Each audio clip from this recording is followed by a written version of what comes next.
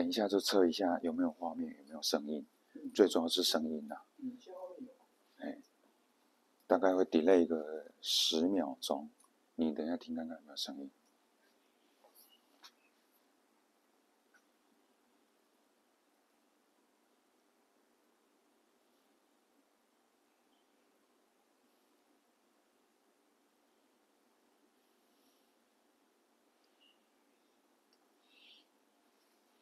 好，有吗？有没有声音？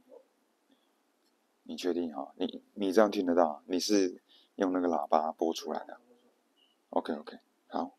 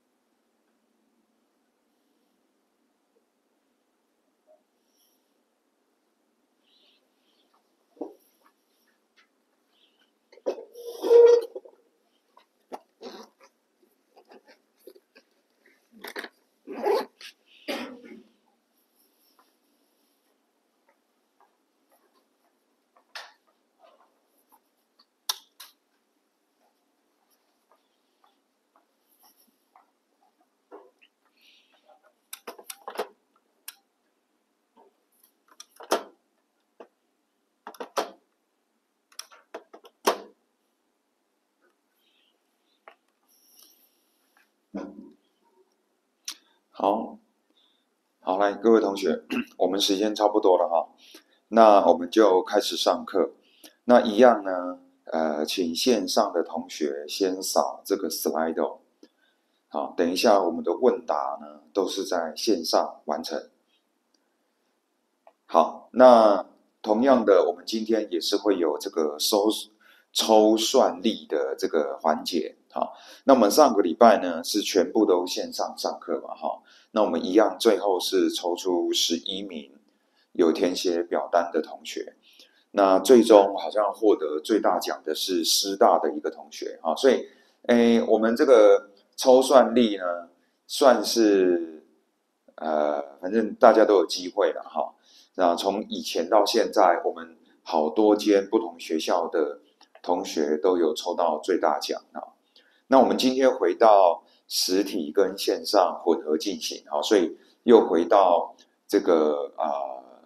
成大的部分，实体上课的部分会抽6位，好，然后线上的同学会抽5位这样子，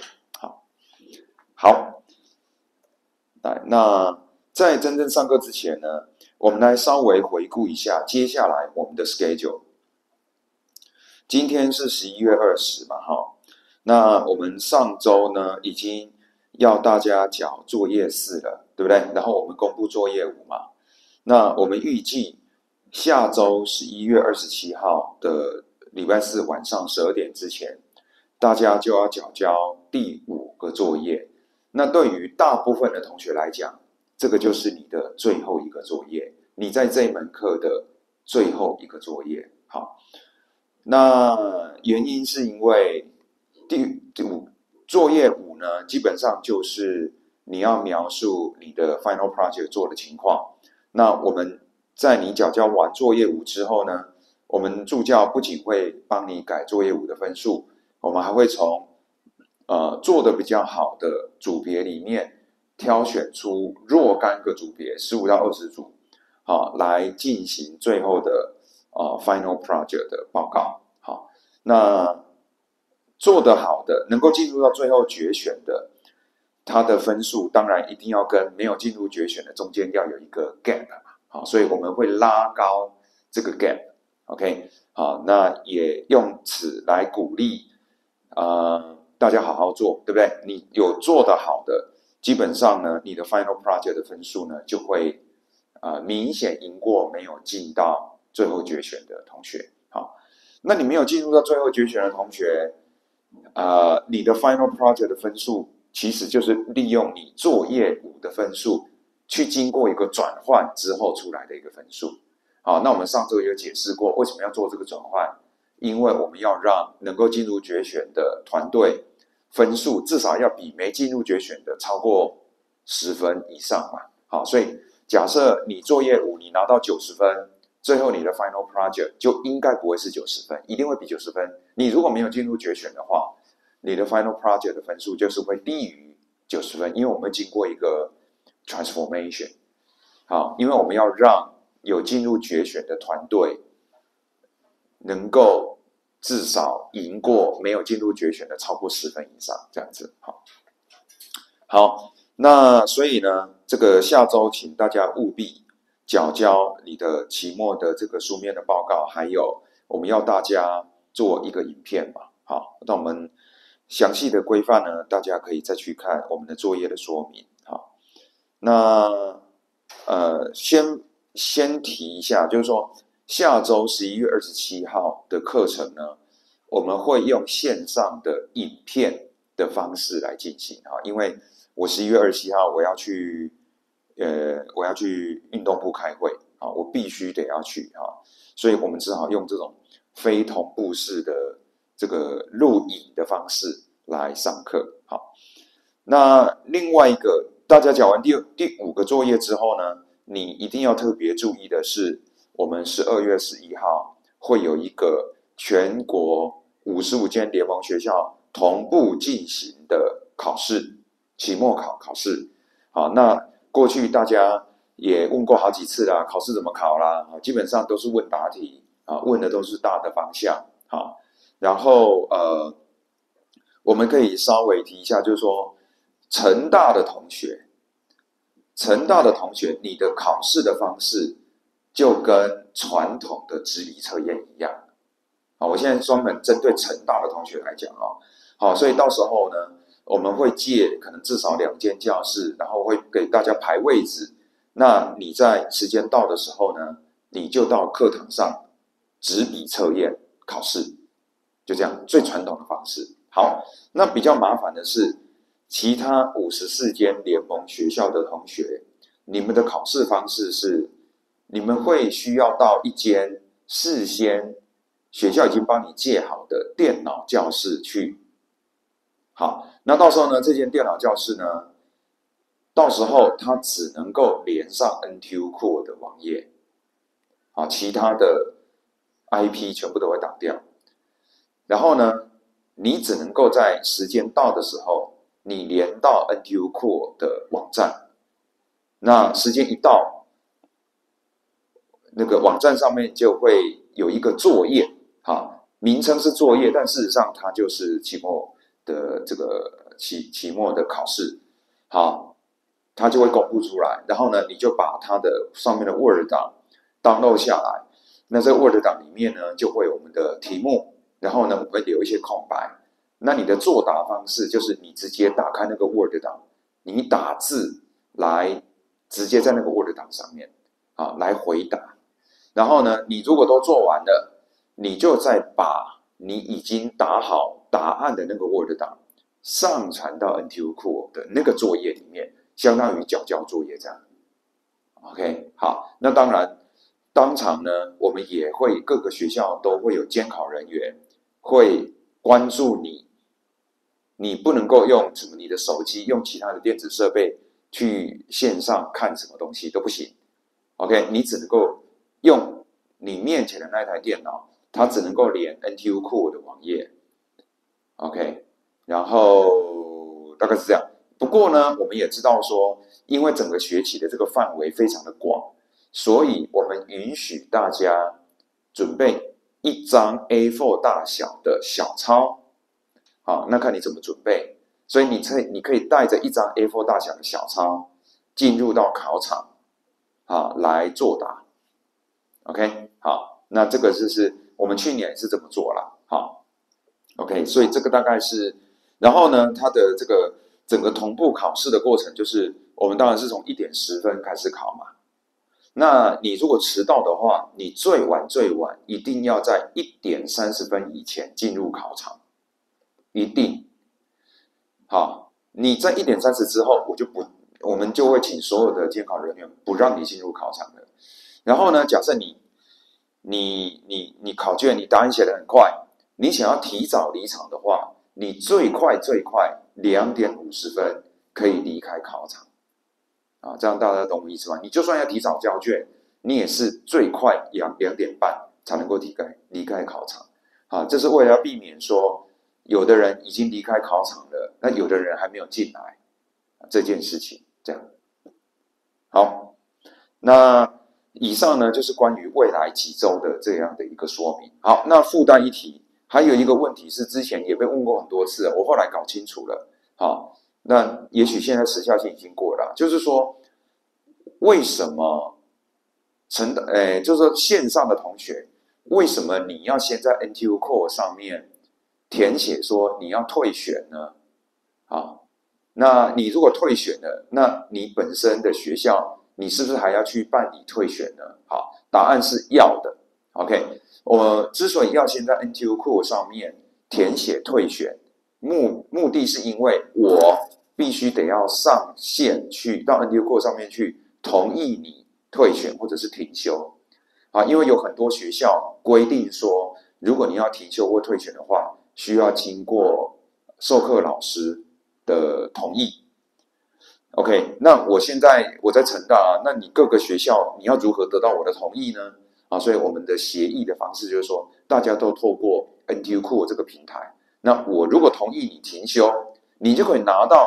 你就有一个证明说 ，OK， 成大资工系朱外达老师已经允许我停休了，你就可以拿着这个证明去跟你自己的学校申请退选，这样子。好，那原因之所以要这样子做，是因为有很多的学校它有规定，如果你要退选某一门课的话，要得到授课教师的同意这件事情。那当然，也许有的学校不用但是我们为了统一作业方便所以你即使是在 NTU Core 上面已经看到说我同意你停休了，你还是得要拿着这个截图或者是证明或者 whatever 什么样的方式，你要去跟你们自己的学校去申请停休。那这样子程序才是完备的。好，所以这是我后来搞清楚的了。好，那这个大概也跟我一开始收到同学们这个问题的时候的直觉反应是一样的。也就是说，你在 NTU Core 上面申请停休，而我也同意你停休，这件事情并不代表你直接在你们学校的官方的程序上已经停休了。好，所以我的理解是对的啦。好，所以大概是这样哈。那如果有最后进入到决选的团队呢，就是你可以在缴交完 homework 5之后，还有2-3个礼拜的时间，你可以持续的再去精进你这个 final project 然后最后呢，在12月18号，再用最好的结果来报告出来。那我们的最后的 final project 的报告，我们一样也会有我还有好几位助教一起为你评分。然后才形成你的这个最后的 final project 的分数。好，以上说明。好，我们先来连一下 Slido， 看看有没有人有问题。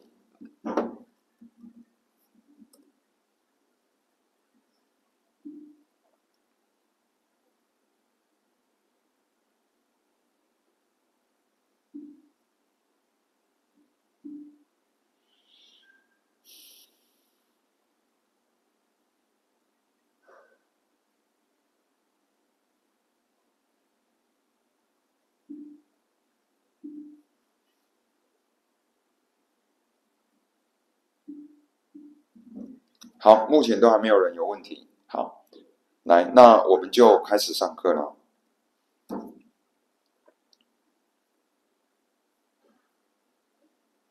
好，我们呢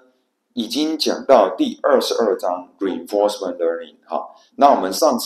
礼拜的上课呢，我们已经讲完了所谓的 Passive 的 Reinforcement Learning， 被动的强化式学习。好，接下来我们就要进入到另外一大块，就是所谓的主动的强化式学习。好，那被动跟主动有什么差别呢？这里有一个表格整理出来。好，被动的强化式学习呢，基本上在一个环境里面，一个 agent 的策略是固定的，就是说我已经告诉你，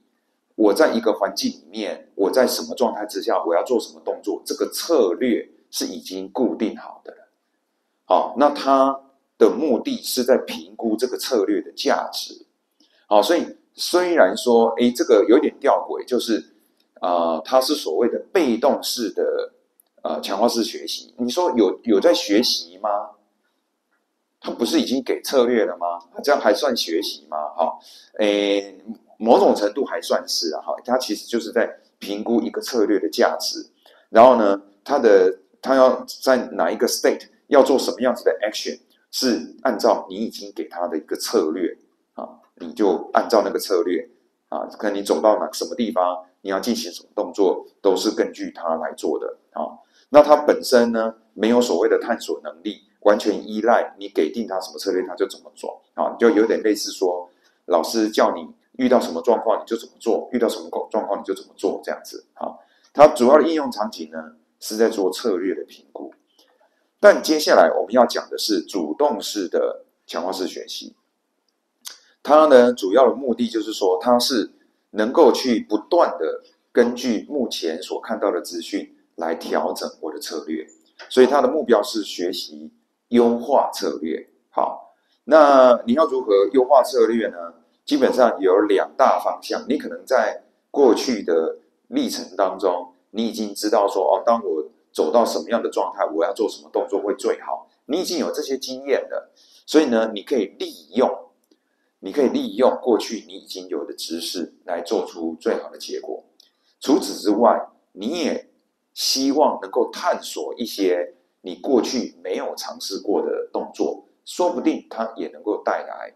更好的结果。所以在利用跟平衡之间利用跟探索之间要得到一个某种平衡，或者是某一种方法来去调整它们之间的不同的权重。那它具有探索能力能够学习环境以及我做不同的动作，它带来的影响是如何。所以它主要的应用的场景呢，就是自动的去决定学习出最好的这个策略是怎么样。好，所以这里就回顾到说上次呢，我们上半段讲的 passive learning 呢，主要是在 evaluate 一个 policy 好不好。好，那一个 active 的 agent， 它必须要决定你到某一个 state 的时候，你要做什么样子的 action。好，那在接下来的说明当中呢，我们就是会先用一个最简化的一个 ADP 的 agent 是 Adaptive Dynamic Programming 的这样子的逻辑来去讲述主动式的这个强化式学习。好，那 ADP 这是我们上周讲过的一个在被动式那边本来呢它有一个策略在评估一个策略好不好的时候，就有一个方法叫做 ADP Adaptive Dynamic Programming。好，那所以第一步呢，这个 agent 必须要学一个 complete model with outcome probability for all actions。所以他得要学说，我现在在某一个 state S， 那我做了某一个 action， 我可能有 action 1 action 2 action 3， 那么我 action 1会产生出什么样子的结果，那这个结果的几率分布是如何，那么 action 2我产生的结果的几率分布是如何。好，那所以这是他要学的东西。第二个是说呢we will need to take into account that the fact the agent has a choice of actions， 就是它跟被动式不一样。被动式的 RL 呢，它其实就是说，我现在身处于某种状态，那反正我就是有一点，我背后有一个导师，或者说我已经有一个既定的表格，我就查表我现在是这种状态，我就查一下我的表里面有没有这种状态，有的话我就 take 某一个 action。好，那但是现在呢，你其实在同一个状态下，你有好多 action 可以选择，那你要选哪一个？这样好。那整体而言呢，我们整个 RL 的目标依旧是我们希望能够最大化最佳的策略。那什么叫最佳的策略呢？就是我们的预期的效益是最大的。所以这边呢，又把这个 Bellman Equation 又再重新贴过来一次也就是说呢，我们怎么知道我现在在 S 这个 state， 我在 S 这个 state， 我的整体的我从 S 出发，我接下来可能会做一连串的不同的动作，转到不同的 state， 然后一直到最后结束为止。我从 S 这个 state 出发，我整体的效益就是 U of S。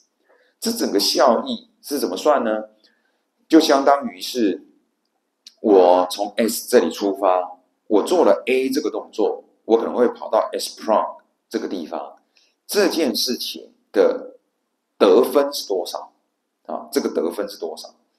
再加上我走到了 S prime 之后，那么 S prime 的带来的效益是多少？所以就是说，整体而言，就是中括号这里代表的意思就是我做了 A 这个动作，我跑到了 S prime， 那接下来 S prime 再走下去之后的效益是多少？所以 S prime 之后的效益再加上我从 S 走到 S prime 这中间的 reward， 这个就是整体而言，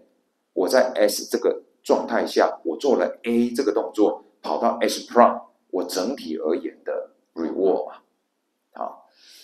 中括号是这个意思。那前面这个 probability 呢？这个就是说，我从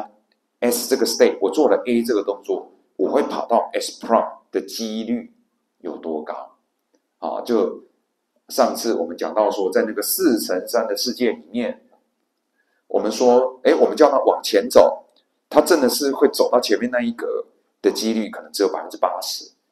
有 10% 的几率其实是我叫你往前走，它去撇到右边，或者是有 10% 的几率它会撇到左边。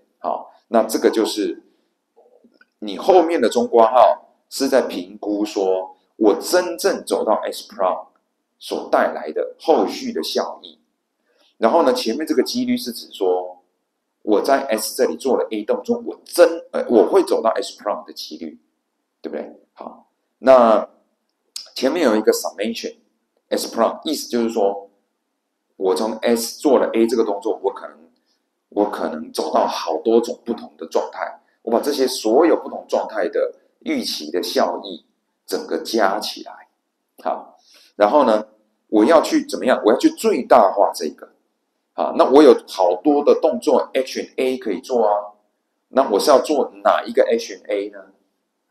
那就是要能够让整个 summation 的值最大的那样子的 Action A。那这样子整体而言就代表说，我从 S 这个 state 出发，我的预期效益是多少？这样子。好，那在主动的 RL 这边呢，就是希望能够找到利用与探索之间的一个平衡。好，所以它必须 make a trade-off between exploitation 跟 exploration。好 ，exploitation 利用呢，指的就是说，我从之前走到现在，我不是会去像上次我们举的那个例子，我们在那个世界里面，我们从某一个点出发，我叫他做一些动作，其实我们可以 try 好多次，然后看最后走到终点为止，对不对？那也许我 try 了10次之后呢，我经过某种统计我可以得到说 ，OK， 根据我过去 try 的这10次的经验，当我走到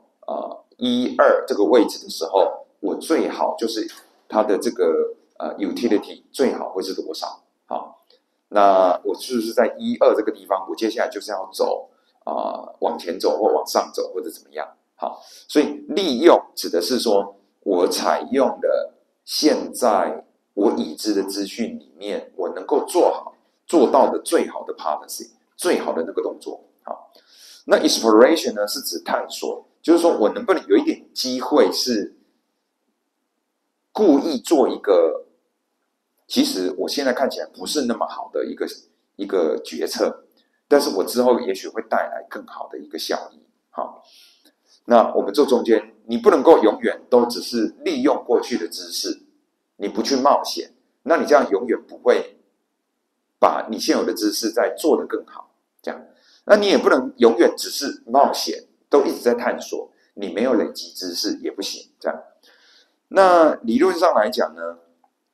我们是希望能够怎么样？这里有一个名词叫做 greedy in the limit of infinite exploration， 就是说在无限的探索的可能里面，尽可能显得贪婪。好，简称 GLIE。好，那什么叫做无限的探索？就是说随着时间的推移，我走到好多不同的 state， 每一个 state 对到好多不同的 action， 每一个 state action pair 都可能被访问无限多次，因为如果我们一直在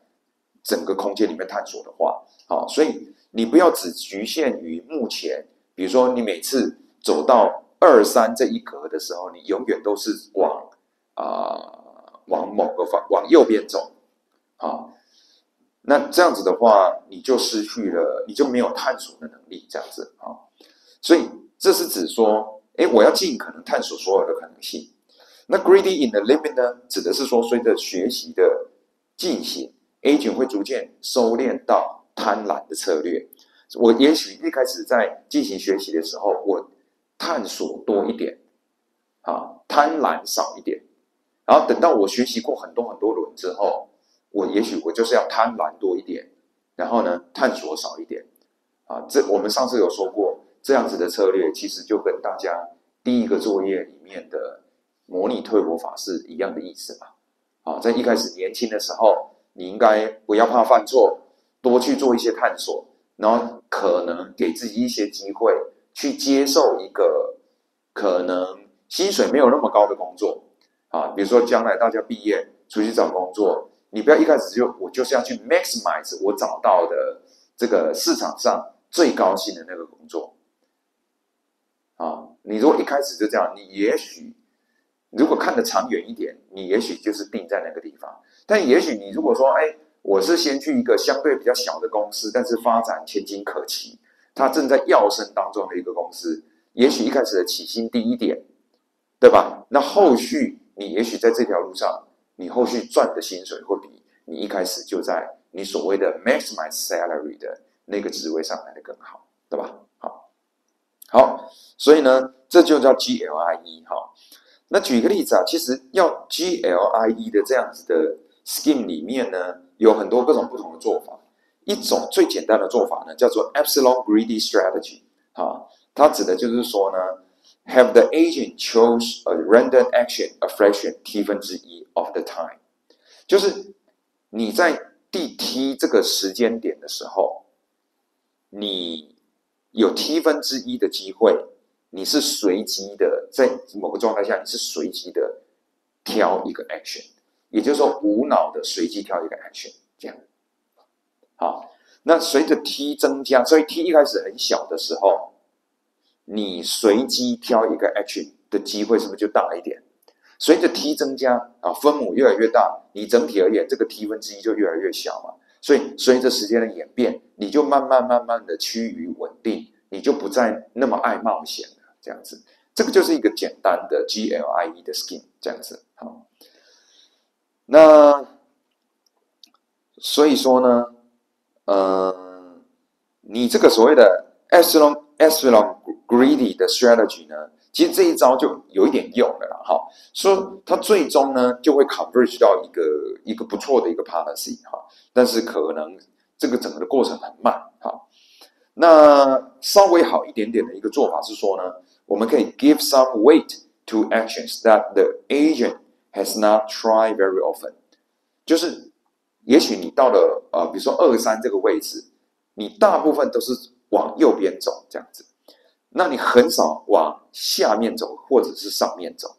那你如果下一次又走到2、3这个地方，也许你可以把你过去比较少走的那些路啊，你给它比较高的权重，让它有机会啊。那他选到说我也许我就在下一次我走到2、3，我就往下走这样子啊。那当然了，你也不要傻傻的，就是说，假设你常常走2、3，你走到2、3这个位置，在你过去的经验当中，你发现啊，你如果走到2、3，接下来你如果往上走，普遍都很低分。你已经知道在2、3那个地方已经都会很低分了，那你就倾向于我也许每次走到2、3，我就倾向于我不要往上走，我也许维持往右走，或者是我有一些机会让它往下走，这样子啊。所以这又是两者之间的妥协。你要把那些比较少走的，你给它比较高的 weighting， 但是呢，你也要尽可能去避免，根据你过去的经验，你已经知道是比较烂的路，你也要避免它这样子啊。这中间要获得一个妥协。This can be implemented by assigning a higher utility estimate to relative unexplored state action pairs。那这件事情，等一下我会有一个数学式来进行这样的一个implementation。好，所以呢，我们要如何去做到 exploration 呢？好，假设我们令 U plus S 代表的是一个你从 S 这个状态出发，你可能可以得到的效益的一个乐观的预估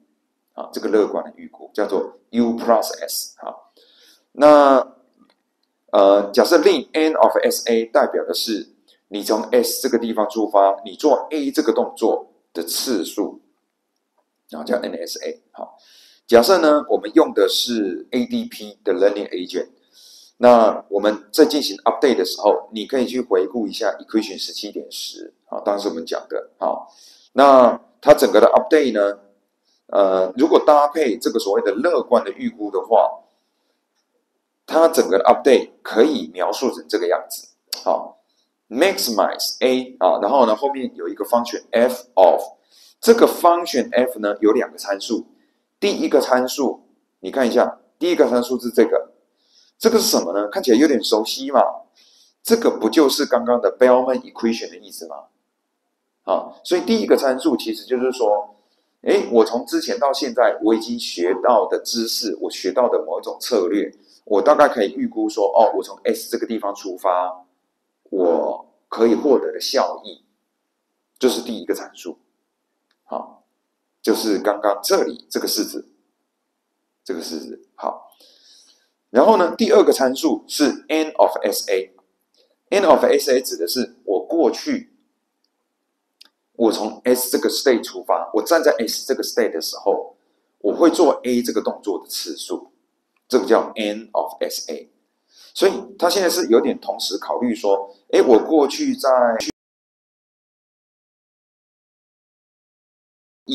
以及我在 S 这个 state 出发。我做了 A 这个动作 ，A 其实有好多不同，有 A1、A2、A3、A4。好，我做 A1 这个动作的次数有多少次？做 A2 这个次数有多少次？做 A3 这个次数有多少次？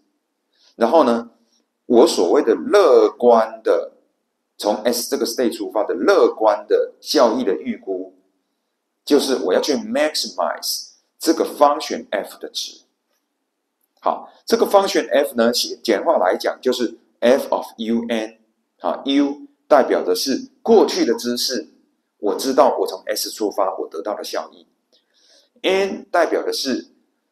我做了某一个动作 A1 这个动作我做过多少次 ，A2 这个动作我做过多少次 ，A3 这个动作我做过多少次。好 ，f of un 呢称为叫做 exploration function。exploration function 好，那我要去 maximize 这个 exploration function 的值。当我带入各种不同的 A 的时候呢，我的 n 就会变嘛。所以说呢，我的 f of un 也会变。好，那我希望能够找到一个最好的 A， 能够去 maximize 这个 f of un， 这个 exploration function 这样子。好，那这个它同时考虑了两个变数，一个叫 u， 一个叫 n。那它其实就是在控制 u， 你可以把它想象成是我从过去到现在我学会的知识，我要相信多少，对不对？老祖宗留下来的经验，阿嬷告诉你的经验，你要相信多少这样子。然后 n 是什么 ？n 是说我有一些路走的比较多次，有一些路走的比较少次，我要不要给比较少次的那一些更多的机会？就是我想要突破框架的这个欲望有多少？有点你可以这么想，就是这个 n 这样。好，那所以说呢，这个 f of un 呢，determines how greed is trade-off against curiosity。到底你是贪婪比重高一点，还是好奇的比重高一点？好，那这个 f of un 呢，可以怎么 implement？ 好，有一种 implement 方式是长这样。好，就是说，如果你这个 n 啊，小 n 小于一个 threshold n1 的话，啊，也就是说，你现在在某一个状态 某一个 state S， 然后呢，你做 A1 这个动作，你过去在 S 这个地方做 A1 这个动作的次数，其实少于 N1 这么多次。那我的这个 exploration function exploration function f of un 呢，就等于是 R plus。R plus 是一个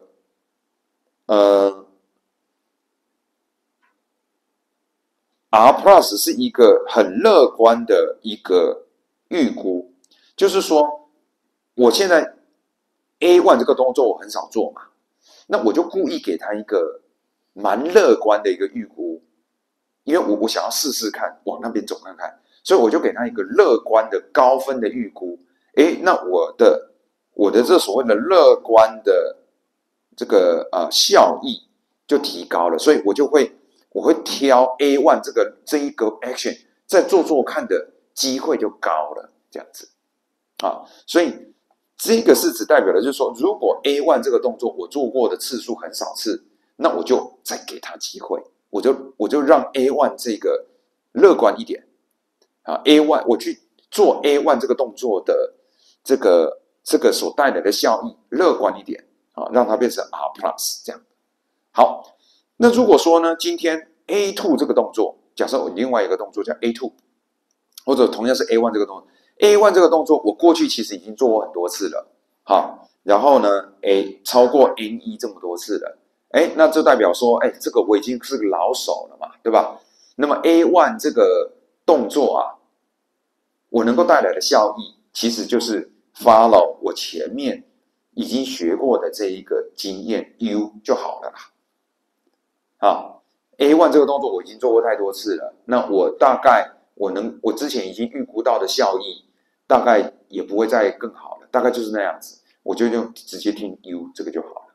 好，所以大家可以体会一下 U 跟 N 的数值之间的变化，其实是在决定说你是要贪婪一点，就是你要保守一点保守一点，只听过去的经验，还是要愿意冒险一点，去多探索其他的 action 这样子。好，那底下呢，这个表格大家可以看一下，整理出来啊，就是这里 U 跟 V，U 就是代表你某一个 action 目前估计你做了U of SA， 就是这里就是 U of S 的意思，你目前估计的价值是怎么样 ？V 就是某一个 action 曾经被做过的次数，这样。好，那你想啊，如果今天 V 就是你曾经某一个 action A 这个 action 你做过够多次了，好，做过够多次了，那 F 就会变大，好，也就是说你就只靠这个 U， 好，如果 V 这个次数小于这个 threshold N1，那 F 就不变，好，也不是叫不变了，就是用 R plus 来取代这样子啊。那 V 如果小的时候呢，那 F 就是它给我们的反应就是我们鼓励探索啊。大于 N1之后呢，探索的奖励消失 ，F 就会退回 U， 也就是说你反正这些 Action A 你已经做过很多次了，你就用你现有的知识来做后续。好，所以它就是靠这个 Exploration Function 来去 balance 啊现有知识以及探索所能够带来的这个奖励，这样。好，其实主要的主动式的 RL， 我们最主要跟大家讲的概念就是这个啊，就是这个。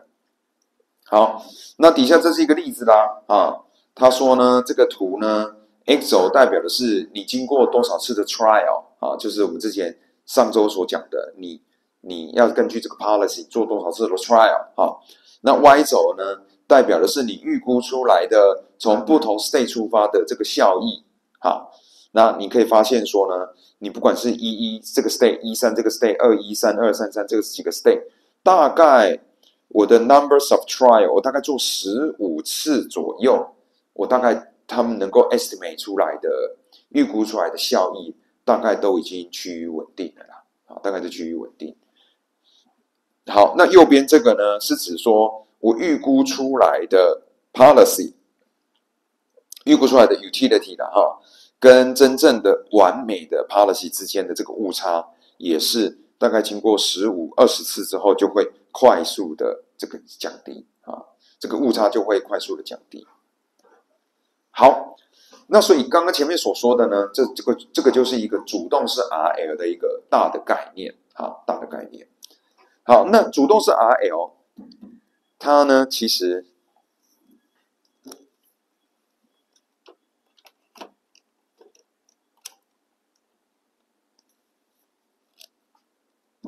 好，主动式 RL 有很多各种不同的研究分支啊。另外一个分支呢，我们这里要介绍的叫做 Temporal Difference Q Learning。好，那 Q Learning 的话呢 ，Q Learning 的主要的目标 Q 其实就是 quality 的意思哈。Q Learning 的方法主要是要学会所谓的 Action Utility Function， 就是 Q of SA， 也就是说，他要学一个 function， 它能够 output。我如果在 state S， 我做了 action A 之后，我的品质到底是多高？哎，你仔细想一下，这个跟我们刚刚前面讲的 utility function 是 U of S， 那这个是 Q of SA， 两个好像很像，但是不一样哦。Q of SA 指的是我在 state S， 我做了 action A， 品质有多高，有多好的意思。然后呢 ，U of S 指的是我从 state S 出发，我的效益有多高的意思。所以呢，我从 state S 出发，我可以做 action 1、action 2、action 3，这些全部都加起来，才叫做是我从 state S 出发的效益嘛。好，所以这个其实是比较细的。你在 state S， 你可以做 A1， 你可以做 A2， 你可以做 A3。所以这里的 Q function 指的是我要去评估 Q of SA1、Q of SA2、Q of SA3， 我每一个 action 的品质带来的效果，我都要评估的意思。好，好，所以 Q of SA 呢 denote the expected total discount reward if the agent takes action A in S。好，在 say S 我做 action A 所带来的效益啊。Knowing the Q function enable the agent to act optimally simply by choosing argmax。好，所以基本上啊，你如果能够学会这个 Q function，当你走到 state S 的时候，你就知道你应该要采取哪一个动作。好，因为你就可以 argmax A Q of SA 嘛，你从带入各种不同的 A， 你就去取 Q 的值最大的，能够带来最大 Q 的值的那个 A 嘛，那个就是你在状态 S 你要采取的行动。可是呢，你如果只有这个 utility function， 你只知道说你走到状态 S， 你带来的效益是多高，但是你在状态 S， 你到底你要做哪一个动作呢？你不知道，它没有一个指引。当然了，你也可以说，我如果我就是怎么样，我在状态 S， 我做 A1 这个动作，可是我做 A1 这种动作，我可能跑到 S prime 那个 state， 也可能跑到 S double prime 那个 state， 也可能跑到 S triple prime 那个 state。好，那你也可以说，我根据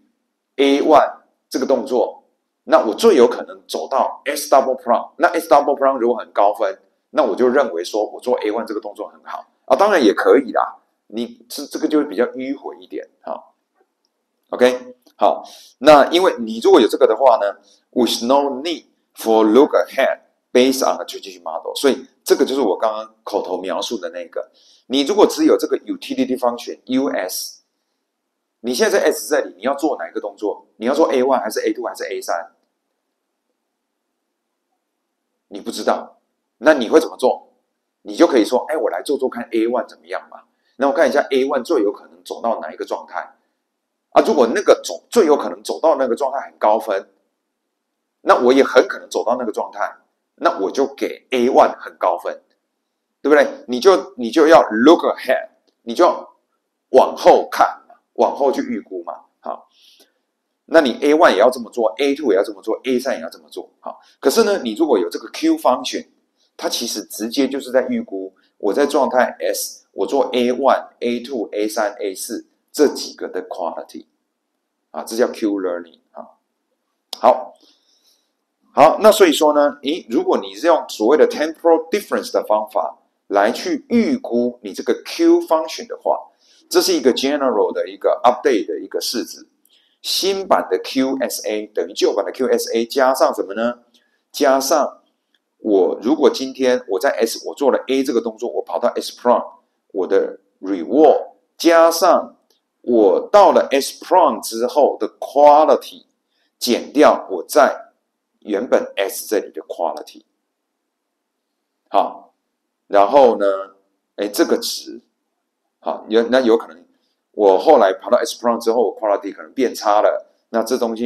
间相减可能变成负的，那就会影响到说我的这个我做了 A 这个动作之后呢，反而变低分，而我有可能是我找到了 S prime 之后变高分了，那它就导致于我整个，那就告诉我说，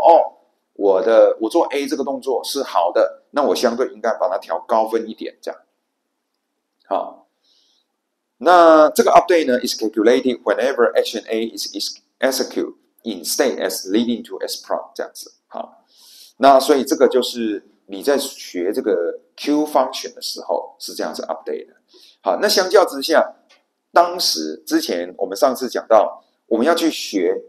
utility， 如果在这个所谓的 passive RL 那边，我们就是要去评估说我在某一个状态的效益有多高嘛。所以我们上次在学的都是 U of S 嘛，那 US 的话呢，它就一定需要 transition model， 好，就是底下这个式子，好，我们上次也见到过，就是说我在 S 这里的 state 就等于是我的 reward 加上我如果从 S 做了 A 跑到 S prime 的几率，再乘上我走到 S prime 它的这个预期的效益是多少，然后整个上起来，好，所以这里呢就需要这个 transition model， 但是我如果是 Q learning 的话，我就不用这个 transition model。好，那所以说这边再做一个对比啊，你学这个 utility function 跟学这个 Q function， 好，学 utility function 必须要有 transition model， 也就是说它必须是它是 model based 的。那时候如果是学 Q function 的话呢，它是 model free 的 ，OK。那你学会了 U of S， 你能不能直接决定行动呢？不能，因为你只知道说，哦，我到了状态 state S 这个地方，我的效益有多高？至于你在 state S 你要 take 哪一个 action 是不知道的。好，但是你如果有 Q function 的话，你可以直接利用这个，利用 Q of SA， 然后呢，你去带入不同的 A， 它就帮你预估出，哦，我带入 A1， 我的 quality 多高，带入 A2 quality 多高，带入 A3 quality 多高，那我就取 quality 最好的那一个嘛。好，那所以说呢，整体而言 U of S 呢代表的是某一个 state 的价值，然后 Q of SA 呢代表是在这个 state 执行各项行动的价值。好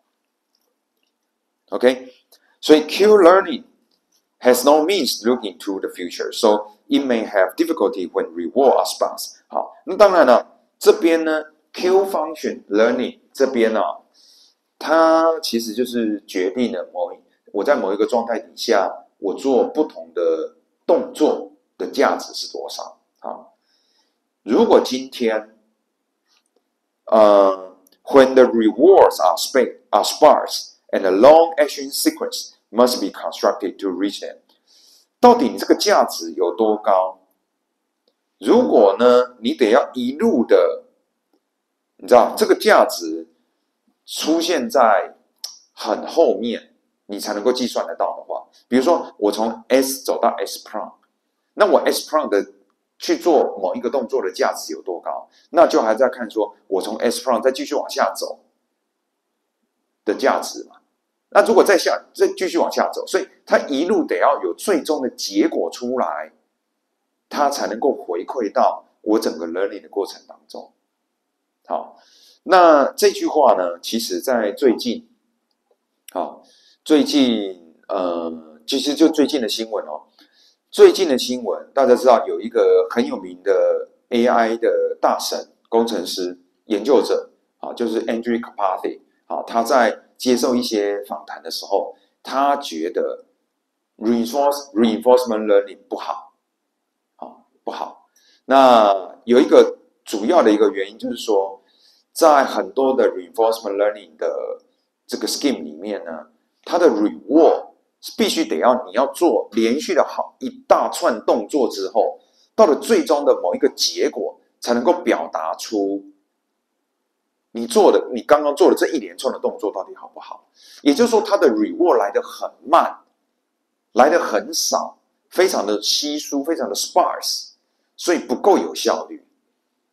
不够有效率当然，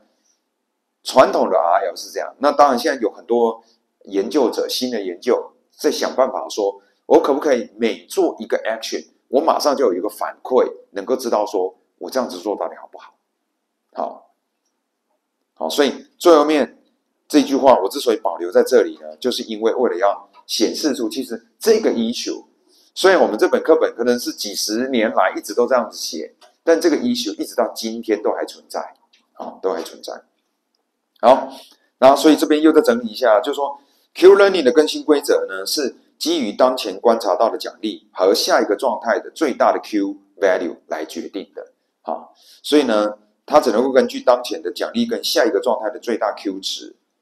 而无法考虑到更远的下一个状态的 Q 值怎么来，那就要看下个状态的 Q 值嘛。下状态的 Q 值怎么来，就要下的怎么来嘛。所以说呢，你如果一直到最后达到某个特定的目标才会提供一个奖励的话，那么大多数的状态不会提供回馈。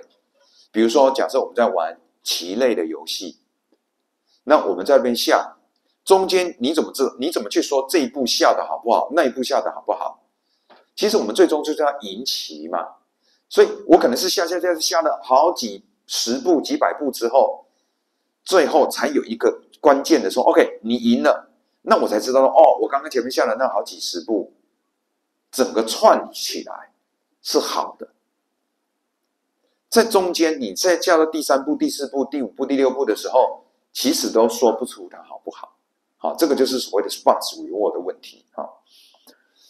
那当需要连续多个正确的行动序列才能够获得奖励时呢 ，Q learning 只能够当成期的一个回报了。好，所以说最近很多这个大神也在反思说呢，这个 RL 的做法虽然已经有很大的应用，但是好像难以学到完整的这个策略，这样子。好 ，OK， 好，那所以呢，这边呢，我们大概就是把active 的 RL 呢，大概最主要的主体，我们讲到这边是一个段落啊。来，现场有没有什么问题？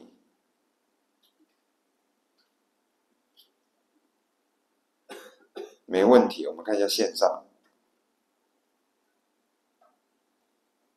也没有问题哈。好，如果没有问题的话，我们就休息一下，再回来。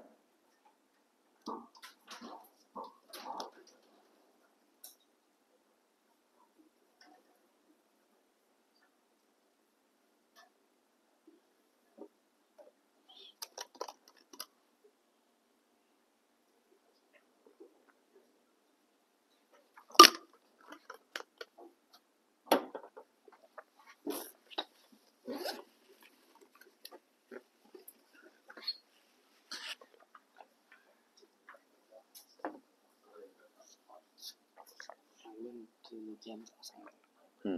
这个计划的东西，就是应该就是我需要是把，就是因为我理解是连老师就是要求每一组都要写一个6页的 PPT，然后但他这边就要写说他需要第1年到第3年，所以然后我有点不太懂，然后后来应该说我今年要写的就是跟转述相关的。对。那前面几年的这种，就跟验章要。可是，因为这份 PPT 好像是今年第1次，所以没有全面这些资料。然后我手上也只有那个今年的启动计划的报告。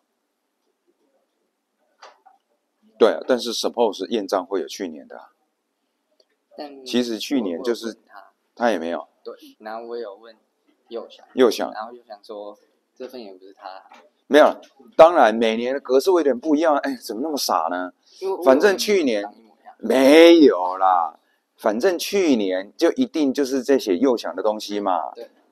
反正去年就一定是弄佑翔的嘛。然后在更早之前，可能就是用那个3D 轨迹的嘛。这是一代传一代啊。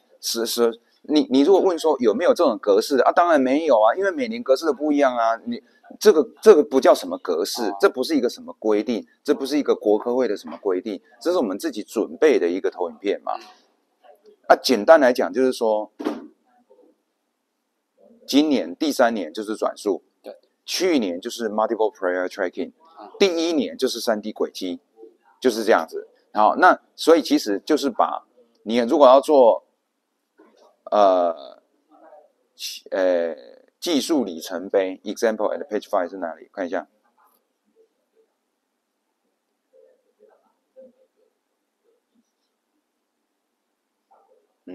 看起来不像啊。我在下面是这种。我也不知道好，不管你至少你就先把今年的先做出来嘛。OK。对，其实我也不确定他是要怎么弄啦。因为第1，对，wait a minute，看一下，是不是这个？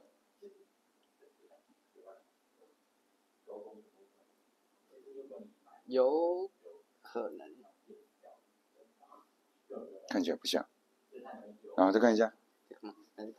这看起来不像，这看起来都不像。再想一下。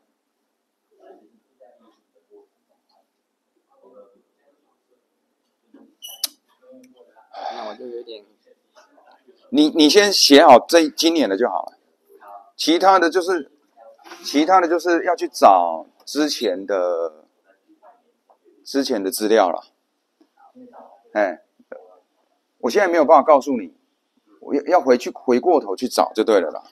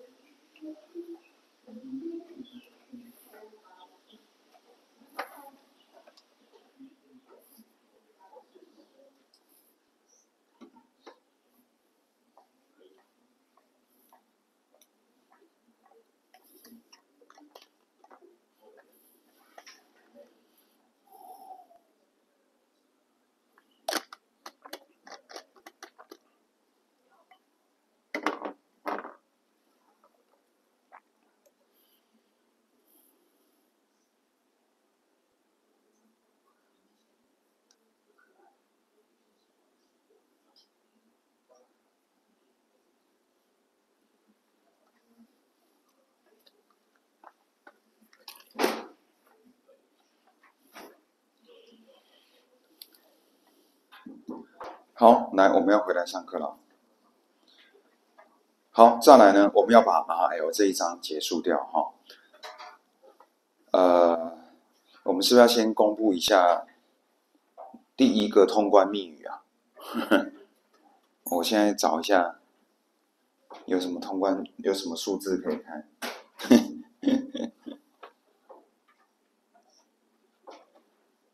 3511好了，啊，记得帮我记一下通关密语。第一个通关密语啊。好，来，那到目前为止呢，我们这个，我们学会，我们要么就是在 passive RL 那边，我们是学这个 utility function， 在 active RL 这边呢，我们学的是 Q function。好，那，怎么个学法呢？基本上有很多种各种不同的学法，但你也可以感觉得出来，就不管是 Q function 或者是这个 utility function 啊，感觉就是你把这个结果放在一个表格里面就好了嘛。所以 U of S 指的是说，我现在 state 我有 state number one, number two, number three， 然后呢，每一个 state 有一个对应的一个 utility 的分数啊，超简单的表格。或者是说呢，你现在在 Q function 的话，就是说我在 state S， 那我做了 A1 这个动作 ，A2 这个动作 ，A3 这个动作啊，分别是几分几分几分，感觉这好像也可以列一个表格，就这样子。好，但实际上such an approach works reasonably well for state space 啊。你如果是一个简单的这种 state space 很小的话，比如说之前讲到这种什么4×3的一个地图的这个简单的小的问题的话，你把它存在表格里面 OK 啊，好。但是呢，当你这个 state space 扩展到急速扩展到很大的时候，你在表格就无法储存得了了。好，你可以想象一下，我们之前虽然都是用一个什么4×3的那个地图的那个例子，可是你要知道，在实际的世界当中，我们的 state 不会是刚好就是那些什么11213这几个位置而已。我的 state 搞不好是一个 continuous 的feature space， 它可能无限大。这个 state space 可能是一个连续的一个空间，然后可能无限大。在这样的情况之下，我们就很难列举一个表格，把所有的状态都列举出来。好，大家可以理解吗？好，比如说什么样叫一个 state？我们比如说你一张影像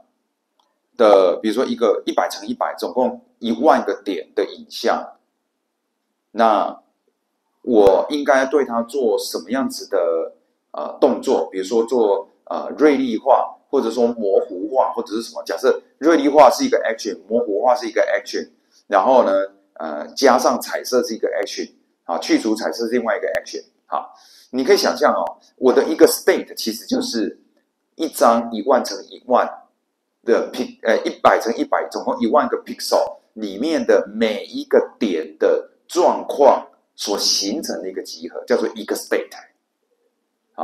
这样叫一个 state。那它跟我们之前的这个，你知道，我们上次讲的这个4×3的这个，像这个这么简单，4×3总共才12个 state 事实上如果扣掉这2个，那就也才这几个 state 而已。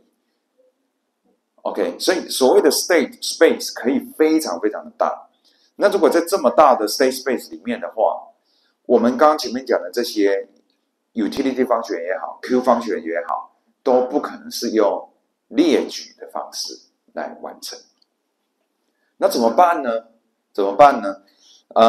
这时候呢，接下来才是进入到说，我们实际上现在这个时刻，我们使用 RL， 我们比较常用的形式是怎么样？我们是用 function approximation， 又来了。这一个经验，这样子的思考逻辑，我们在过去已经出现过很多次，大家还记得吗？之前我们在讲 Bayesian network 的时候，有没有贝氏网路？然后我们要去做 Bayesian network 的 inference 的时候，还记得吗？当时我们讲说，如果在数学上我们要推算出一种event，它的几率的话，那我们可以带入那个数学式子，做很多乘法加法，算出来嘛，对不对？理论上是这样没有错，可是实际上，你如果要真的完美的算出那个对应的 inference 的那个几率的话，你要花很多的运算。好，那现在也是啊。现在如果我的 state space 非常的大，如果说我要把每一个 state 它对应的 action 的可能的值都算出来的话，那太恐怖了。所以我们就是用 approximation 的方式，近似的方式。好，那我们可以用 function approximation for the true utility function or Q function。比如说回到我们这个4×3的例子，如果我们用 function approximation 的方式，说不定我可以这样啊，我把一个 state 它可能带来的效益，我用一个 linear function 来 approximate 它啊。比如说就是我有参数 θ1 乘上 f1s 加上 θ2 乘上 f2s 加到 θn fns， 其中呢，这里的 f1 到 fn 指的就是各种 n 种不同的 feature 的意思。OK， 好，所以有点类似说，你如果是在那个4×3啊，这个至于这个 feature 是什么，那你就可以各自定义，好，各自发挥这样子。你可以用好多不同的 feature 做某种线性的组合，来去预估你这个 state S 你的效益有多高这样子。那当然，在这样的 function approximation 里面呢，我们主要要学的就是这些 θ 这样。好，那 function approximation 呢，就让当你的 state space 很大的时候呢，让这整个 Q function 的 learning 也好 ，utility function 的 learning 也好呢，就变得可以运作、可以进行了哈。那更重要的事情是说呢，你如果是做 function approximation 的话呢，这样子的 agent 可以 generalize 到很多他没有拜访过的 state， 好。很多没有拜访过，只要你有一个一致的方法，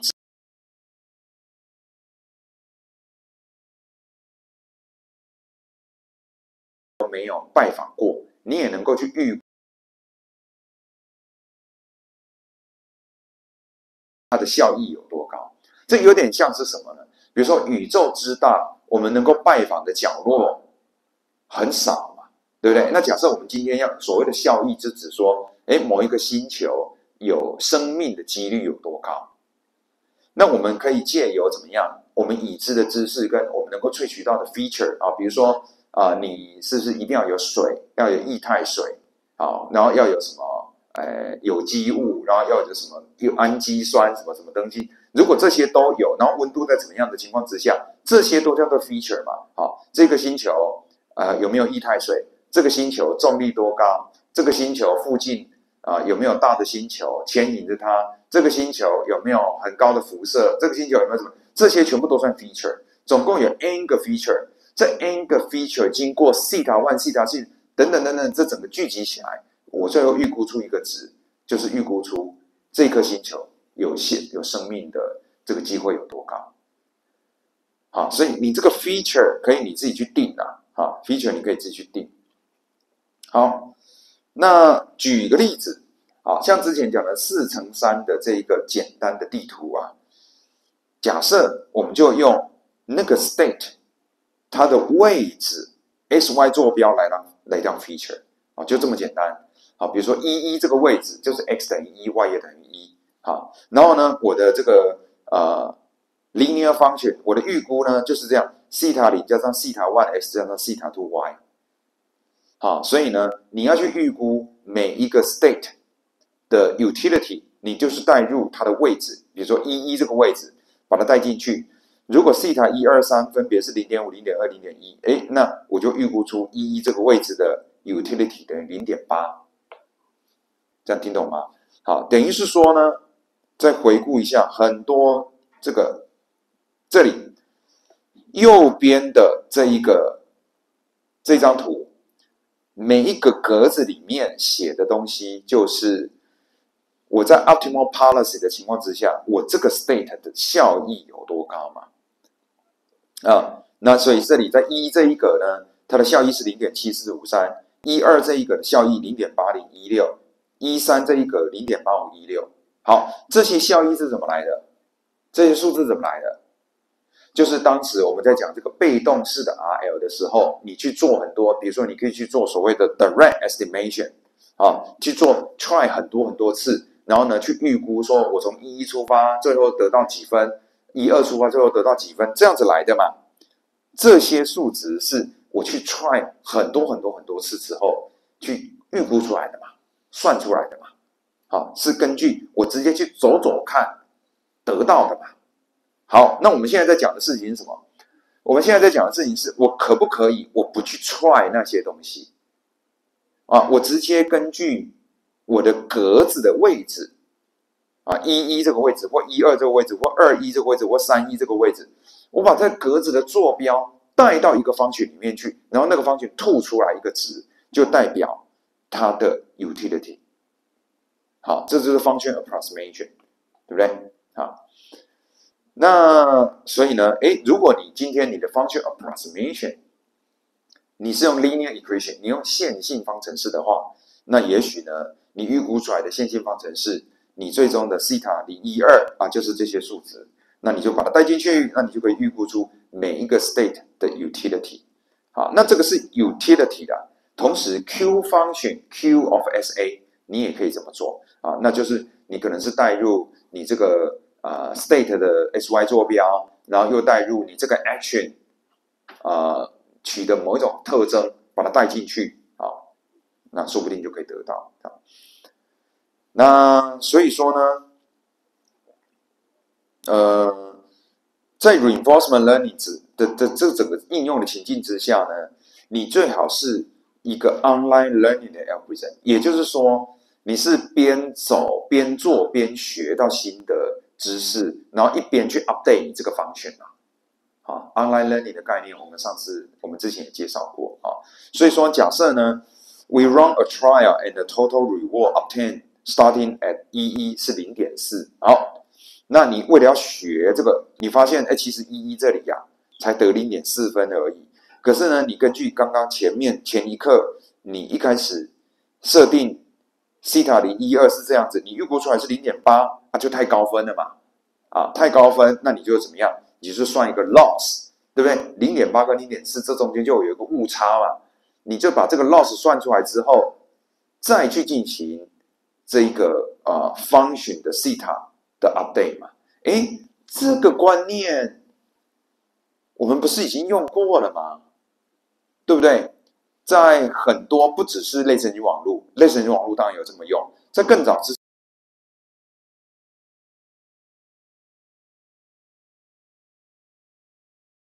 预估资料的分布的时候，不就是这么做吗？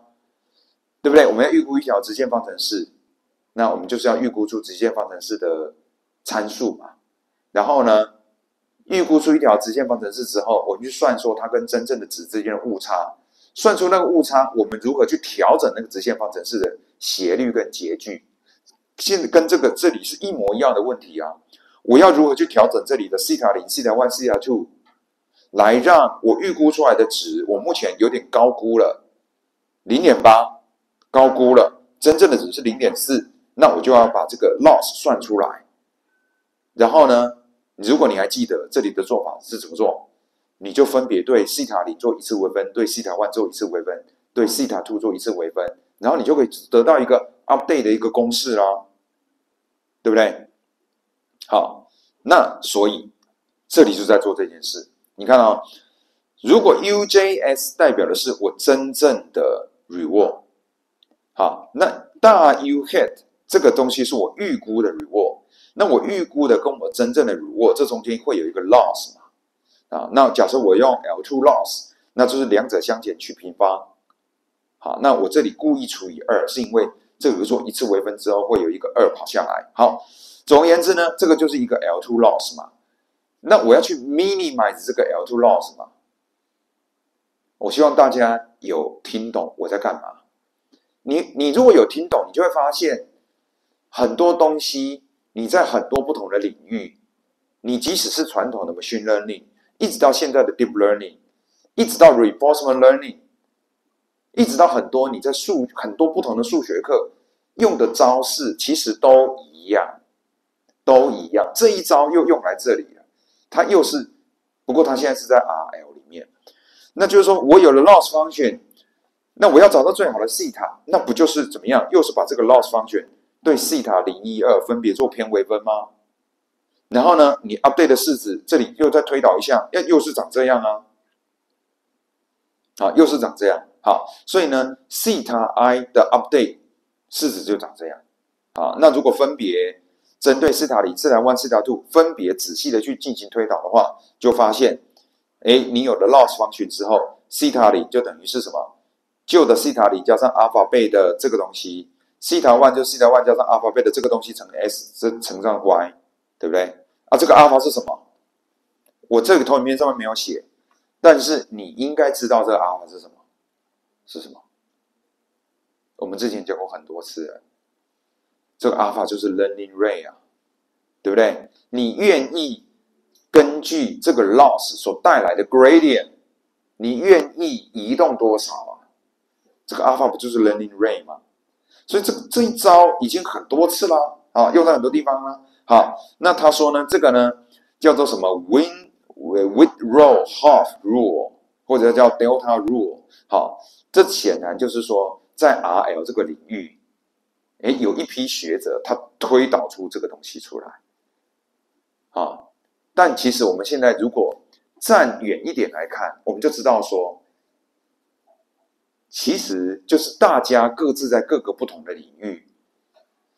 抽象化来看，大家在解同样的问题，都用同样的技法在解同样的问题的那种感觉。好，那这个就是 approximate 的一个做法了哈。那所以说呢，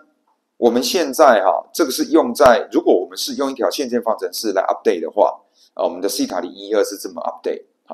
如果把它带到 we can apply this idea equally well to temporal difference learner。我们现在前面有讲好几个不同的比如说 ADP 的做法，然后 TD 的做法，就 temporal difference 的做法，这里也可以你如果是学 utility function 的话，这边我们就不仔细的推了，但你可以看得到，它整个 update 的式子就是有这个梯度的部分。那底下的这个式子呢，是在学 Q function 的它的 update 也有这个 T 这个所谓的一次微分梯度的部分。所以呢，整个 function approximation 也可以 apply 到 utility 跟这个Q function 的学习里面去。这个式子是对应到谁呢？对应到这里，更早之前的这里的 Q 这里有没有？你如果是用 temporal difference 的 Q learning 的话，本来的 update 是这样子 update。你如果今天你这里的 Q 不是用查表列表的方式，你是 function approximation 的机制，这边就是会跑出那个 loss function 的一次微分这件事情。好 ，OK，overall 是这个样子。好，所以大家理解这整个的逻辑是这样子。好了，那所以我们现在理解咯，在进行 RL 的时候呢，我们可能会需要预估 utility function， 我们可能会需要预估 Q function。然后呢，这个 Q function 呢，我们现在也知道了 ，Q function 跟 utility function 呢，我都有可能用什么近似的方式 ，function approximation 的方式。好，那我们刚刚前面的例子是说，我们就用一条线性方程式来去预估，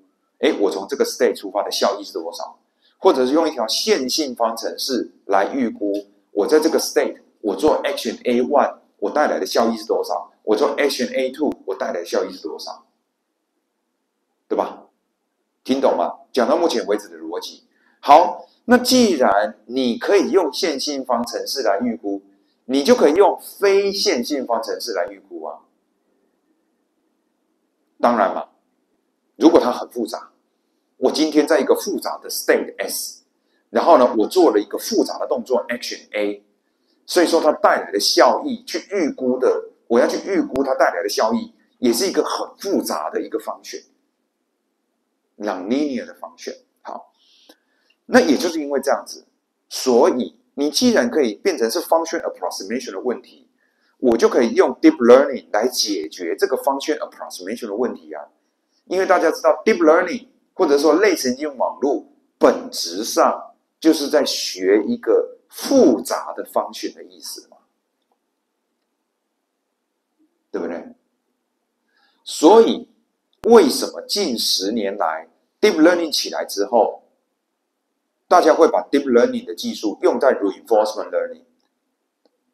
好 ，reinforcement learning 老早在 deep learning， 虽然他们都叫什么什么 learning 什么什么 learning， 但你要知道他们在学术上的那个 hierarchy 的地位是不太一样的。就是说 reinforcement learning 是一种学习方法的分支。OK， 它的发展在几十年前就开始了，1950几年、1960几年就已经有所谓的 reinforcement learning 了。好，那为什么最近10年会有所谓的 deep reinforcement learning 呢？就是说，本来 deep learning 就纯粹只是类神经网络在那边学 mapping 的意思嘛，那它怎么又跟 reinforcement learning 连结在一起，叫做 deep reinforcement learning 呢？那原因就是因为 reinforcement learning 里面，我要去学 Q function， 我要去学 utility function， 我可以用 function 来学嘛。那你只要可以用 function 来学，我就可以用 nonlinear function 来学，我就可以用类神经网络来学嘛。这样大家懂吗？好，所以并不是说，什么 deep learning 是 reinforcement learning 的一种，或者是 reinforcement learning 是 deep learning 的一种，不是，都不是。它们个别是个别的不同的概念，但是它却在 function approximation 这个环节可以把它们链接在一起。这样懂吗？我讲的很认真很用力哦，你们不知道有没有在听啊？期末考可能会考。好，那 OK， 所以说呢 ，Why we need to go beyond linear function approximation？OK， 那因为你的 linear function 可能没有办法 approximate 的很好啊，你可能要用更复杂的 function 啊，对不对？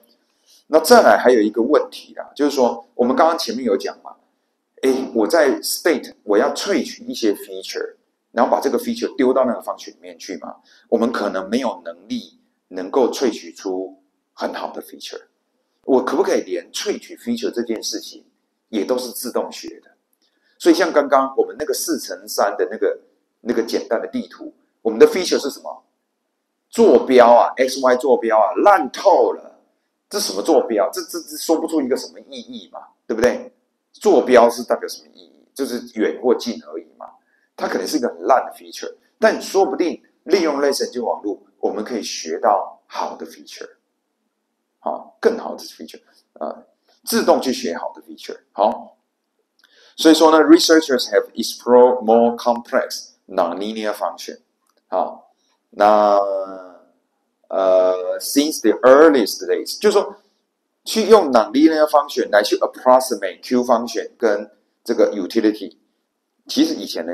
也有人学过，也有人这么想过嘛。好，那但是可能没有很成功，一直到最近10年来，利用 deep learning，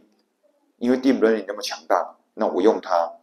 证明呢，很多时候是还蛮有用的。好 ，deep neural network discover useful features for Excel， 而且呢 ，deep neural network 还可以自己学 feature。OK， 那你自己学 feature， 然后最后呢，又去output 出这个 function 的值，好，可以一体成型，一次完成这样子。好，那所以呢，这个就是你会发现，我们把 deep learning 跟 reinforcement learning 串接起来了。那其实也就用一页投影片来讲这件事。那在最近过去这10年，超过10年的这个过程当中 ，deep reinforcement learning 算是非常活跃的一个研究的题目。所以大家知道 AlphaGo 吧？AlphaGo 其实就是同时有用到 Deep Reinforcement Learning 当然还有其他的啦。好 ，OK。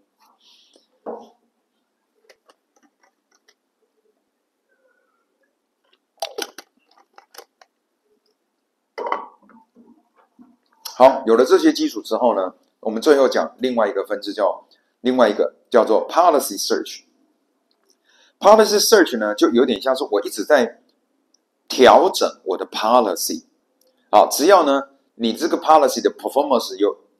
进步的话呢，我们就一直往某个方向调一直调到不能policy 没有再更进步为止。一个 policy pi 是什么意思呢？就是一个function。它把你丢给它一个 state， 它就吐出一个 action， 就叫 policy。那我们可以想象说 ，policy pi 其实就是有一堆 Q function 的集合所造成的啦。因为你仔细想Q function 是什么 ？Q function 指的是我在某一个 state， 我做 A1， 我得到的 utility 或者我的品质多少，我做 A2 品质多少 ，A3 品质多少，对不对？那我的 state。我有 state 1、state 2、state 3、state 4，我把所有的 state 以及每一个 state 里面的所有的 action 的好或坏，全部都聚在一起，然后呢，我都挑最好的那一个 action 下去做，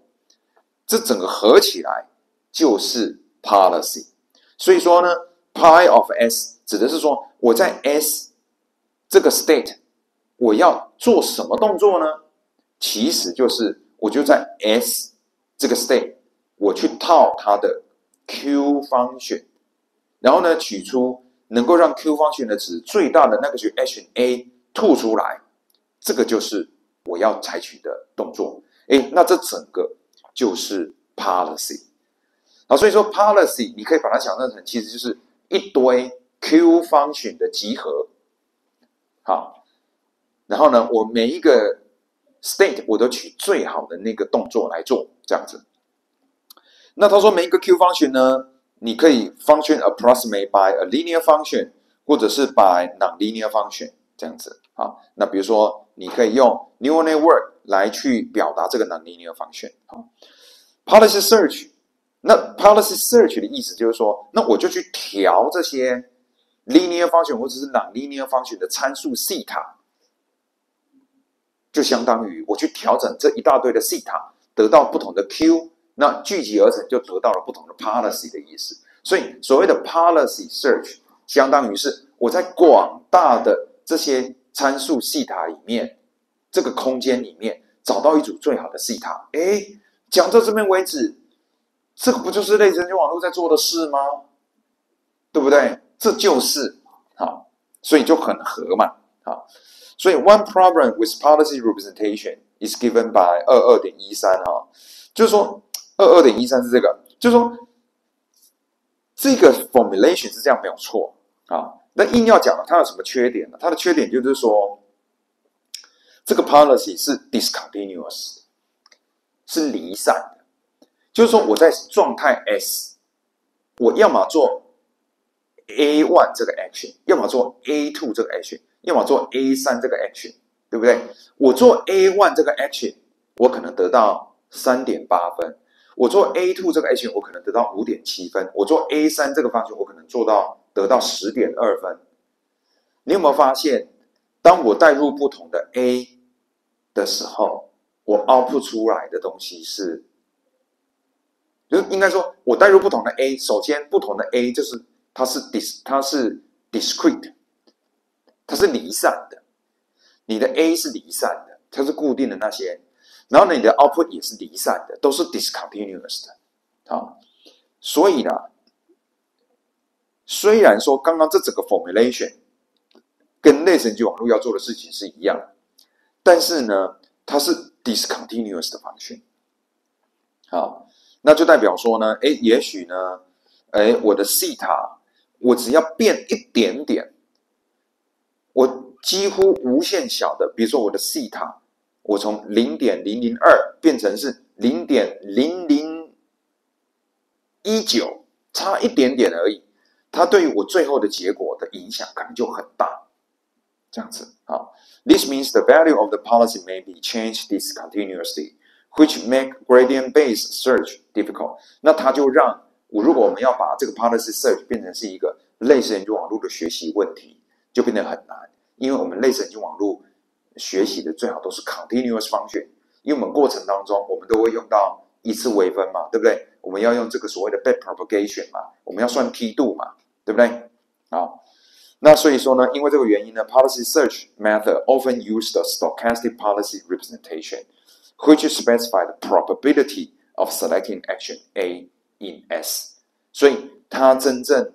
我们要把这个为了数学上的方便，我们都会做一点处理。我们不是说我在状态 S 我就一定是 output A， 要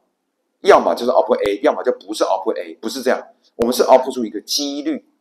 这样才是变成是一个 continuous。continuous 好，所以说这个 policy 就已经不再是说我永远呢带入这个 Q function， 我在 state S， 我带入这个 Q function， 我 output 出来的就是一个 action A，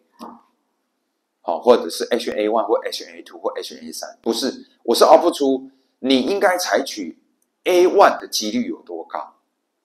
应该说它是 output 出一个 distribution 啊，这个 distribution 从这个 distribution 里面，我们就可以去看出说，你有多高的几率会 take action A， 多高的几率 take action B， 多高的几率 take action C， 这样子。好，那为了要做到这件事情，为了要让它可微分变成 continuous function， 所以其实会进行一些改写，把这个 Q function value 我做 softmax，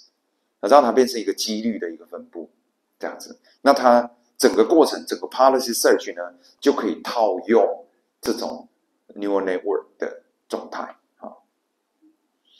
好，所以呢 ，start with the simplest case, a deterministic policy and a deterministic environment。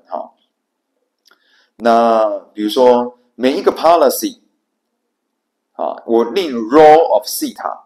代表 policy value， 代表的是说呢 ，they expect reward to go when pi zero is executed。也就是说，某一个 policy 到底它的好的程度有多高，叫 policy value。不要忘记，一个 policy 指的是一堆 Q function 的集合的意思。这一堆 Q function 的集合到底好不好？那这一堆 Q function 是怎么决定的呢？有一大堆的 theta 来决定。所以你也可以这么说，我这一大堆的 theta 决定了我的这个 policy， 整体而言，我这个 policy 有多好，这样。好，那如果今天你的这个所谓的一堆 theta， 你如果假设你都是用线性方程式，简单的线性方程式来表达 Q， 也就是来表达 pi 的话呢，那么你可能就可以有 closed form solution。那基本上就是说，你就可以利用一些以前我们讲过的一些方法，比如说 hill climbing 或者什么东西，或者你甚至你有 closed form solution，它基本上就一个很容易解出最好的那一组 theta 这样子。那如果不是 closed form solution， 你就可以用梯度法，你可以用 hill climbing， 你可以用 semantic annealing， 你可以用 neural network， 你可以用过去我们教的好多不同的这些最佳化的方法，找解的方法，来去决定最好的 theta。你决定好最好的那一组 theta， 也就相当于你决定了最好的那一组 Q， 也就相当于你决定了最好的 policy。这样，好，所以最后整理一下，如果你没有听得很清楚的话 ，utility 跟 policy 有什么不一样 ？utility 指的是我在采取固定策略拍，我现在在 state S， 我到底在这个 state S， 我的好坏的程度有多高？这叫 utility value。那也就是说，我现在站在这里，这个位置值多少，有多好？那 policy value 的意思是什么？整体策略的好坏程度，就是说呢，这整份策略到底好或不好了。好，那底下呢，这个是当我在算这个 policy value， 我要如何来决定最好的那一组 C 塔。好，那如果今天你就是用简单的线性方程式，你有 closed form solution， 最好的 C 塔怎么找？就直接带公式啊，然后你也不需要什么 exploration 等等的。但是你如果没有 closed form solution， 好，那你可能就是要做梯度的计算，要做 bit propagation 这些东西那你有机会去做 exploration， 你有机会去你在找寻最好的那一组最好的 C 塔的过程当中，你可以故意的做一些探索嘛。好，某一些 C 塔，现在你可以回想起来，这些 C 塔所形成的集合，就是我们的 state space 的那种感觉。这些 C 塔的集合，那某一些 C 塔的值很少变成某一些数值的范围，你就可以变看嘛。这相当于是在做探索。比如说你经过多次的学习，你发现 C 塔1，最好设定成2。它如果设定成2，整体而言的 policy value 会最好。那我何不在下一次的时候呢，我故意把 C 塔1设定成 3.5 看看，说不定会更好。这个就是 exploration。所以我们前面讲的这个什么 GLIE exploration 跟 exploitation， 利用跟探索之间的这个 balance 的这个策略，也都可以用在这个 policy search 里面。OK， 好，那所以整体而言呢，我们大概把 RL 的大体的概念已经讲完了。好，那当然 RL 绝对是一个高深的学问嘛，它本身绝对就是一门课、一本教科书以上的这个内容。那我们现在就是在我们这个 AI 导论的课里面呢，用一个 chapter 只是大致的让大家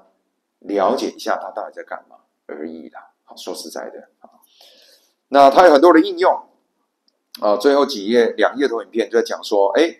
这个比如说很早期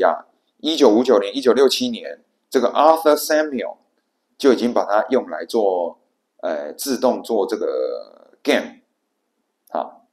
那大家还记得这个人吗？这在我们课堂的第1堂课就出现过了嘛，对不对？当时是几乎是 AI 的 founding father 其中之一嘛。然后到了1992年，也有一些，反正陆续都一直有一些发展了然后呢，其实在1980几年的时候呢，就有人尝试用类神经网络来去 approximate 这个 Q function。只是当年呢，大家知道这整个历程，1980年代类神经网络就已经非常热门过一波了嘛。只不过当年有很多的条件都还没有形成，所以说 deep learning 的时代还没有来嘛。那现在来了。2012年的时候呢 ，DeepMind 他提出了所谓的 DeepQ Network， 就是利用neural network 来去 approximate Q function。然后呢 ，DQN 它可以利用 DQN 呢，也可以去玩49个这个游戏自动玩这个游戏这样子后来呢，大家也知道这个故事吧 ？AlphaGo 它有用到 DeepRL 的去下围棋而且呢，真的最后还下赢人类所以说在当时因为这样的一个关系，这个好多人都去学习这个 RL。好，那我希望大家听完这堂课，你知道说 RL 跟 Deep Learning 到底之间的关系为什么可以串得起来就是因为 Q function 或者是 utility function 或者是 policy search 这些原因，里面有很多的这个 function approximation 是可以用类神经网络来做的。好，那当年 AlphaGo 的 Q function 是用 CNN 来 approximate 的。OK，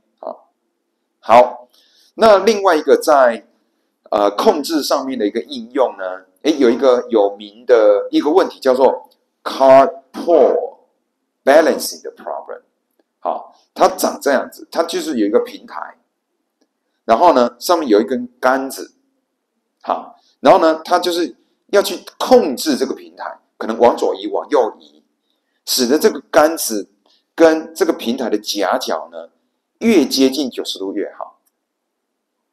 大家小时候玩过那个游戏吧？或者说我现在用手顶住麦克风，有没有？在这边这样子弄，那麦克风不是会倒吗？啊，我是不是要一直移动我的手，对不对？好，那这个就是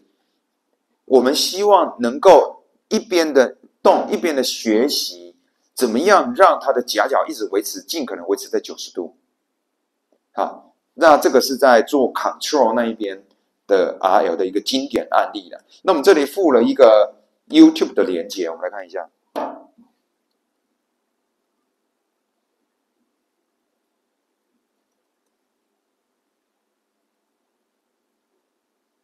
哎，这个广告不是我打的哦。干一点，甜一点。好，我们来看一下。好，这个是 OK， 就是这样的一个问题。那一开始学的时候呢，一定都很惨啊，这随便动一下，那杆子就掉地上，就掉下来。好，然后呢，他就越学越久啊，比如学102个 AirPod， 好像可以撑一下啦。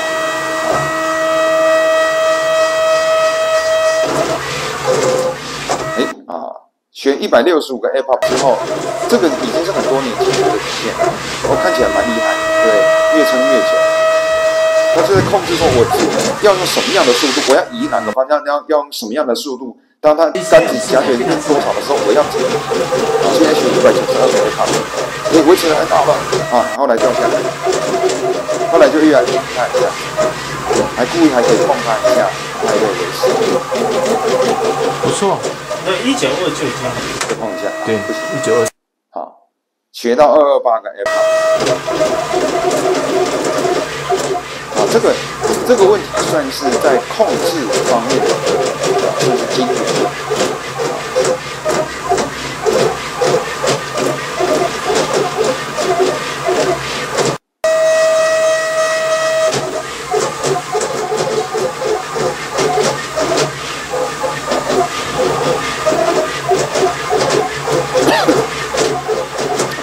好，大概是这个样子，大家有兴趣可以再自己去看。好，那所以呢，我们大概呢这一章讲 reinforcement learning 呢，大概就讲到这边。好，大家有没有什么问题？我们来看一下 Slido 上面有没有人有问题？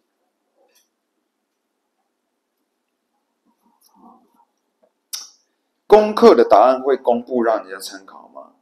意思是说我们的作业4的答案吗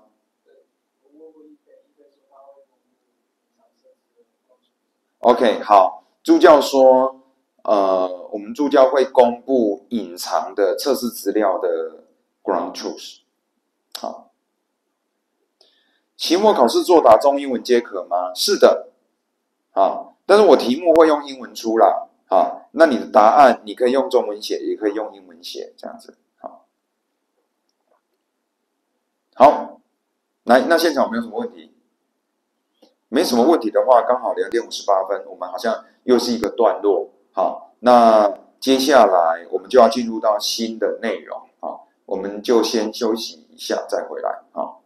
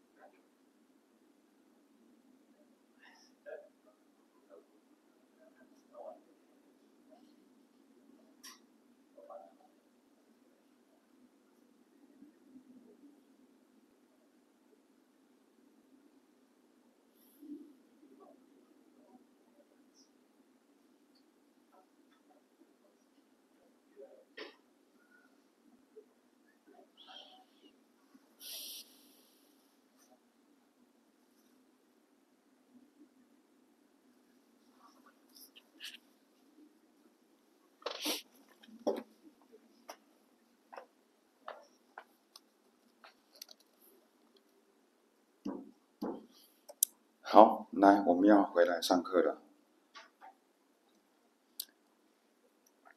好，那我们现在呢已经上完了Reinforcement Learning 第22章嘛，哈。那接下来呢，我不想要再上这本书的内容了，好。那所以呢，我有准备了一些生成式 AI 的内容 ，OK。好，那这部分的内容呢，是等于是我最近才准备的。好，那本来呢，我们的用途是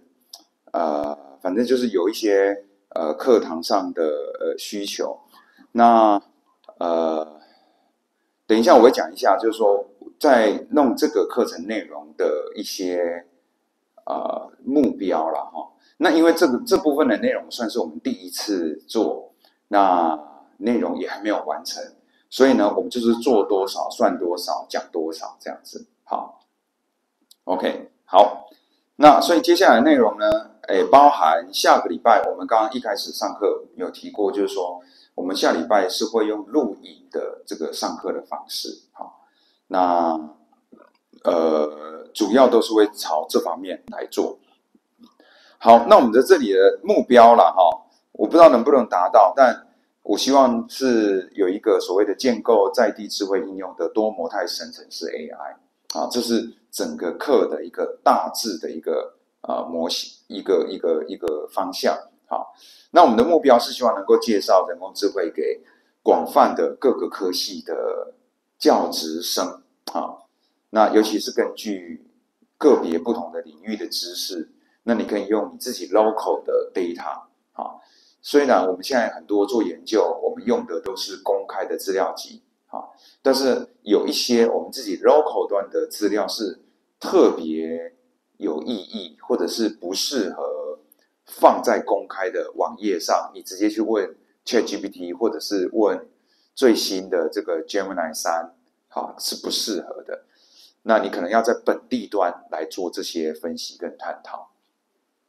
那我们希望能够让大家能够基于在地的资料来采用生成式 AI 来进行一些相关的应用。比如说举例来讲，这是我自己本身乱想的啦，我不晓得。比如说成大有水利系，比如说水利系的同学呢，基于台湾在地的水源的资料来做一些事情，比如说你用 Vibe Coding 来开发互动式的显示的网页，用 RAG 来进行资料的查找，因为你手边有的这个资料可能是台湾在地的重要的资料那有比如说可能有资料的敏感程度，或者是说你不想要让这个 idea 在你真正发表之前就被 Gemini 或者是ChatGPT 知道，那也许你可以先在本地端先做一些分析处理这样。那再来还有一个原因就是说，你知道 AI 的技术迭代非常的快那很多时候我们去追这些知识、追这些工具，其实我们是追不完的像我们这门课从学期初到现在，你光 ChatGPT 跟这个前2天发表的这个 Gemini 3，这个进展的速度极为一个快速所以我们讲工具根本就很快就过时了啦。那什么东西比较不会过时呢？其实就是那些老 COCO 的东西比较不会过时贝氏网络不会过时类似人机网络的主要的概念不会过时backpropagation 不会过时但如果是讲什么什么什么工具，就一下子就过时了这样子那我们底下的这些课程的内容呢，都会比较短，每一个课程的模组，每一个课程的投影片都会比较短，因为我们的目标都是说，希望每一个课程模组可以在5到10分钟就把一个小小的模组就能够讲完，所以我们会把它切割成很多小的细碎的模组不过后来我自己已经有录了一些录了一些影片，发现很多时候10分钟之内是讲不完的啦那不过尽可能的不要说一次就2-3个小时这样子那课程会先从粗略的应用介绍，然后部分模组会提供细部的技术说明那整体而言呢，我们的规划大概是这样，这有可能会变啊，有可能会变。所以一开始呢，我会先介绍AI 生成式模型，甚至是 AI 的模型的介绍。OK， 好，会介绍一些基本的原理。好，那其实介绍基本原理的部分是我个人比较擅长的部分，工具的使用我就比较不擅长。好，那再来就是说，大家也许有机会可以自己去部署自己本地端的 AI 的模型，自己的语言模型。好，那你有没有可能你可以自己去 tune 它？好，那 tune 可能调整它可能比较难，但你能不能自己去了解一些调整的这个原理是怎么样？好，然后再来就是说呢，慢慢进入到图文的理解啊，做一些 image captioning 啊 ，visual Q&A 啊，好，这些东西。那有图文的理解，就会有语音的理解。那事实上，以现在这个年代，我讲说现在这个年代指的是最近这1年，好，或者是2年，不是最近这10年哦，最近这1年，我们都已经看到说，大型语言模型其实就已经通吃了嘛，它可以吃文字，可以影像，可以声音，可以什么，全包了，全包了。好，那为什么可以这样子？好，那再来就是一些资料的微调，然后 RAG。好，这个 RAG 呢，其实我排这个的时候啊，这个 RAG 大概在去年还是一个蛮 popular 的一个主题，但到了今年好像就已经快不行了比较少人在讲 RAG 了。那也许你在企业内部还是有，但是你知道这就是进展的非常的快速，非常非常快啊。好，所以这大概会是我们第一次做了哈，然后这是去年我同样人工智慧导论的课没有的东西，那我们就试试看走多少算多少啊。所以说今年我们讲的我们这所谓的 AI 的课本，我们讲的内容其实就少很多，我们也讲的比较快，那也讲的比较少。那因为我们希望能够多一点时间来讲这些更新的东西，这样子。好，所以这是第一大块，你看才几页投影片，好，然后再来，生成式 AI 的简介。好，我们主要的目标呢，还是希望能够整体的介绍生成式 AI。好，那什么是生成式 AI 呢？那大家就有一个观念，这件事情似乎我不是很确定我们之前的人工智慧导论的这个课本里面有没有提过。我们其实可以从很多不同的角度来看待 AI 或者看待 machine learning。有啦，我知道大概在第1章、第2章之后，我们有讲过说，到底是什么 acting humanly 还是 thinking humanly， 对不对？你是思考像个人，还是说你要很理性的解决一个问题，或者说你的行为是不是像一个人？好，这是一种思考的方式。好，那另外一种角度来判别 AI 呢，有一种叫做是不是生成性，你是一种生成性的模型，还是一种判别性的模型？生成性模型就是 generative model， 判别性的模型就是 discriminative model。好，那我们可以看一下这两者之间的差别。discriminative model， 先讲 discriminative model， 它的目标是在判别你给它一个资料，它是属于哪一类，所以相当于是在预估 probability y given x， 你给它 x， 它要预估各种不同的 y 的几率。好，这叫判别性的模型。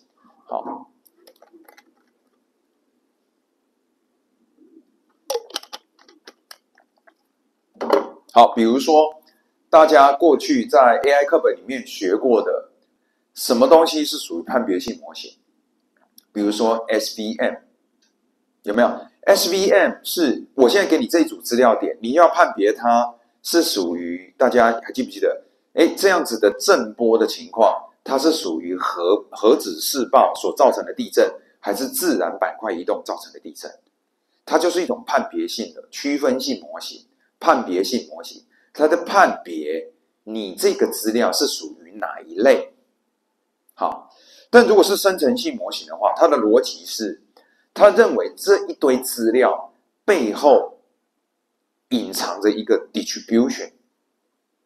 一个几率的一个分布这样子，所以它比较像是说我在描述这个 X 这个资料它的几率分布，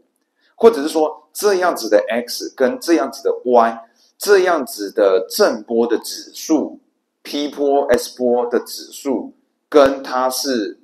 自然地震还是核子试爆造成的地震，这中间的这个 joint probability。所以生成性模型是试图的去建构出这个 probability distribution， 区分性模型是试图它不管你后面的几率分布是怎么样，它只管你说我丢进这个 X， 你给我判断出它是哪一类，就这样。好，就有点类似说，假设你今天你要分全世界的猫跟狗，有一种做法是，那我就是认为说，这个上帝造物的时候啊，猫的这样子的动物呢，我认为上帝这样子在造猫这个动物的时候，背后是有某一种 distribution 的，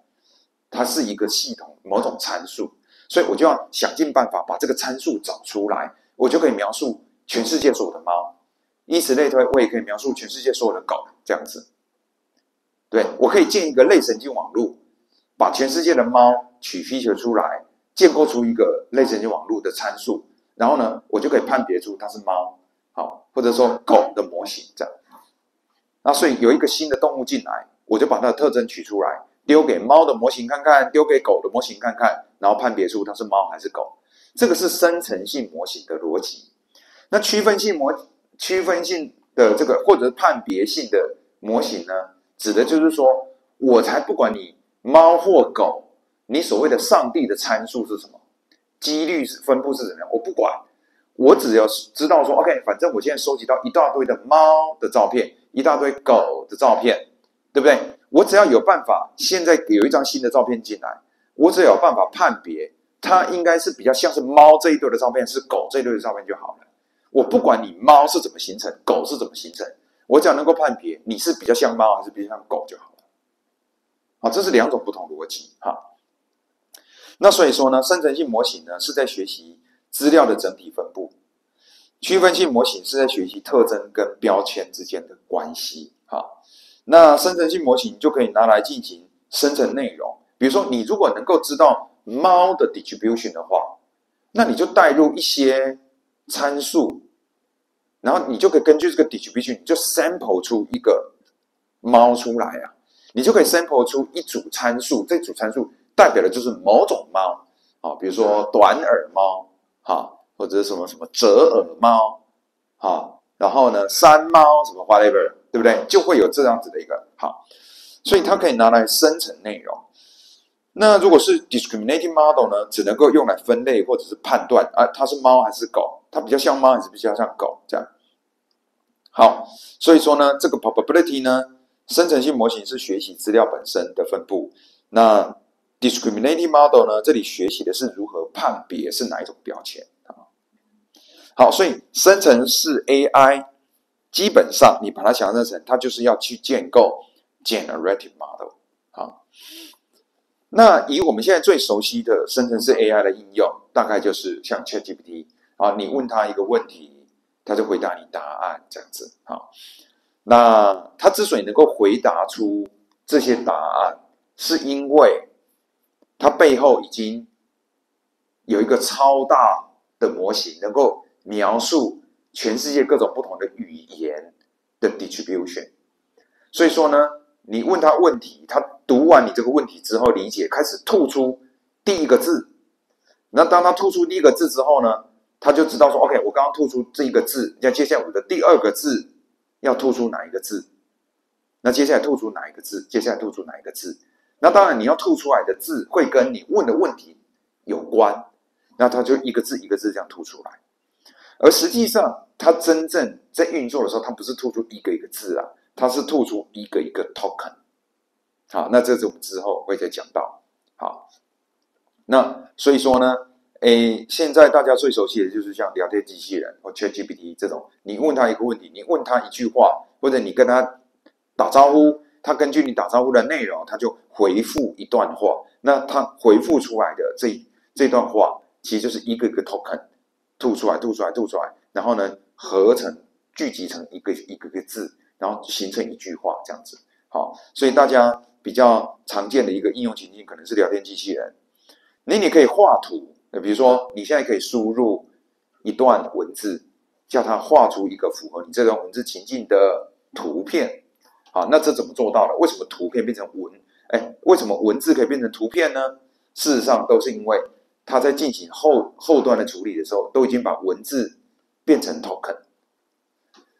在这个 token 的 space 里面，它已经了解了这个意思。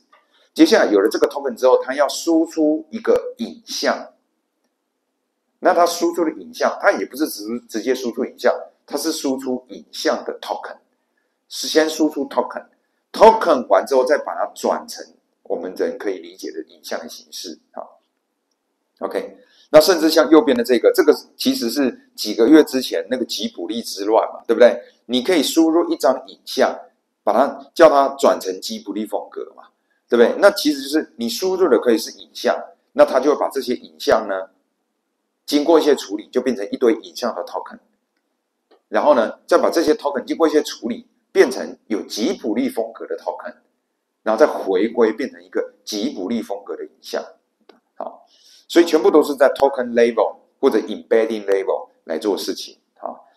那自动旁白就是我不晓得大家有没有发现，你们应该可能没有人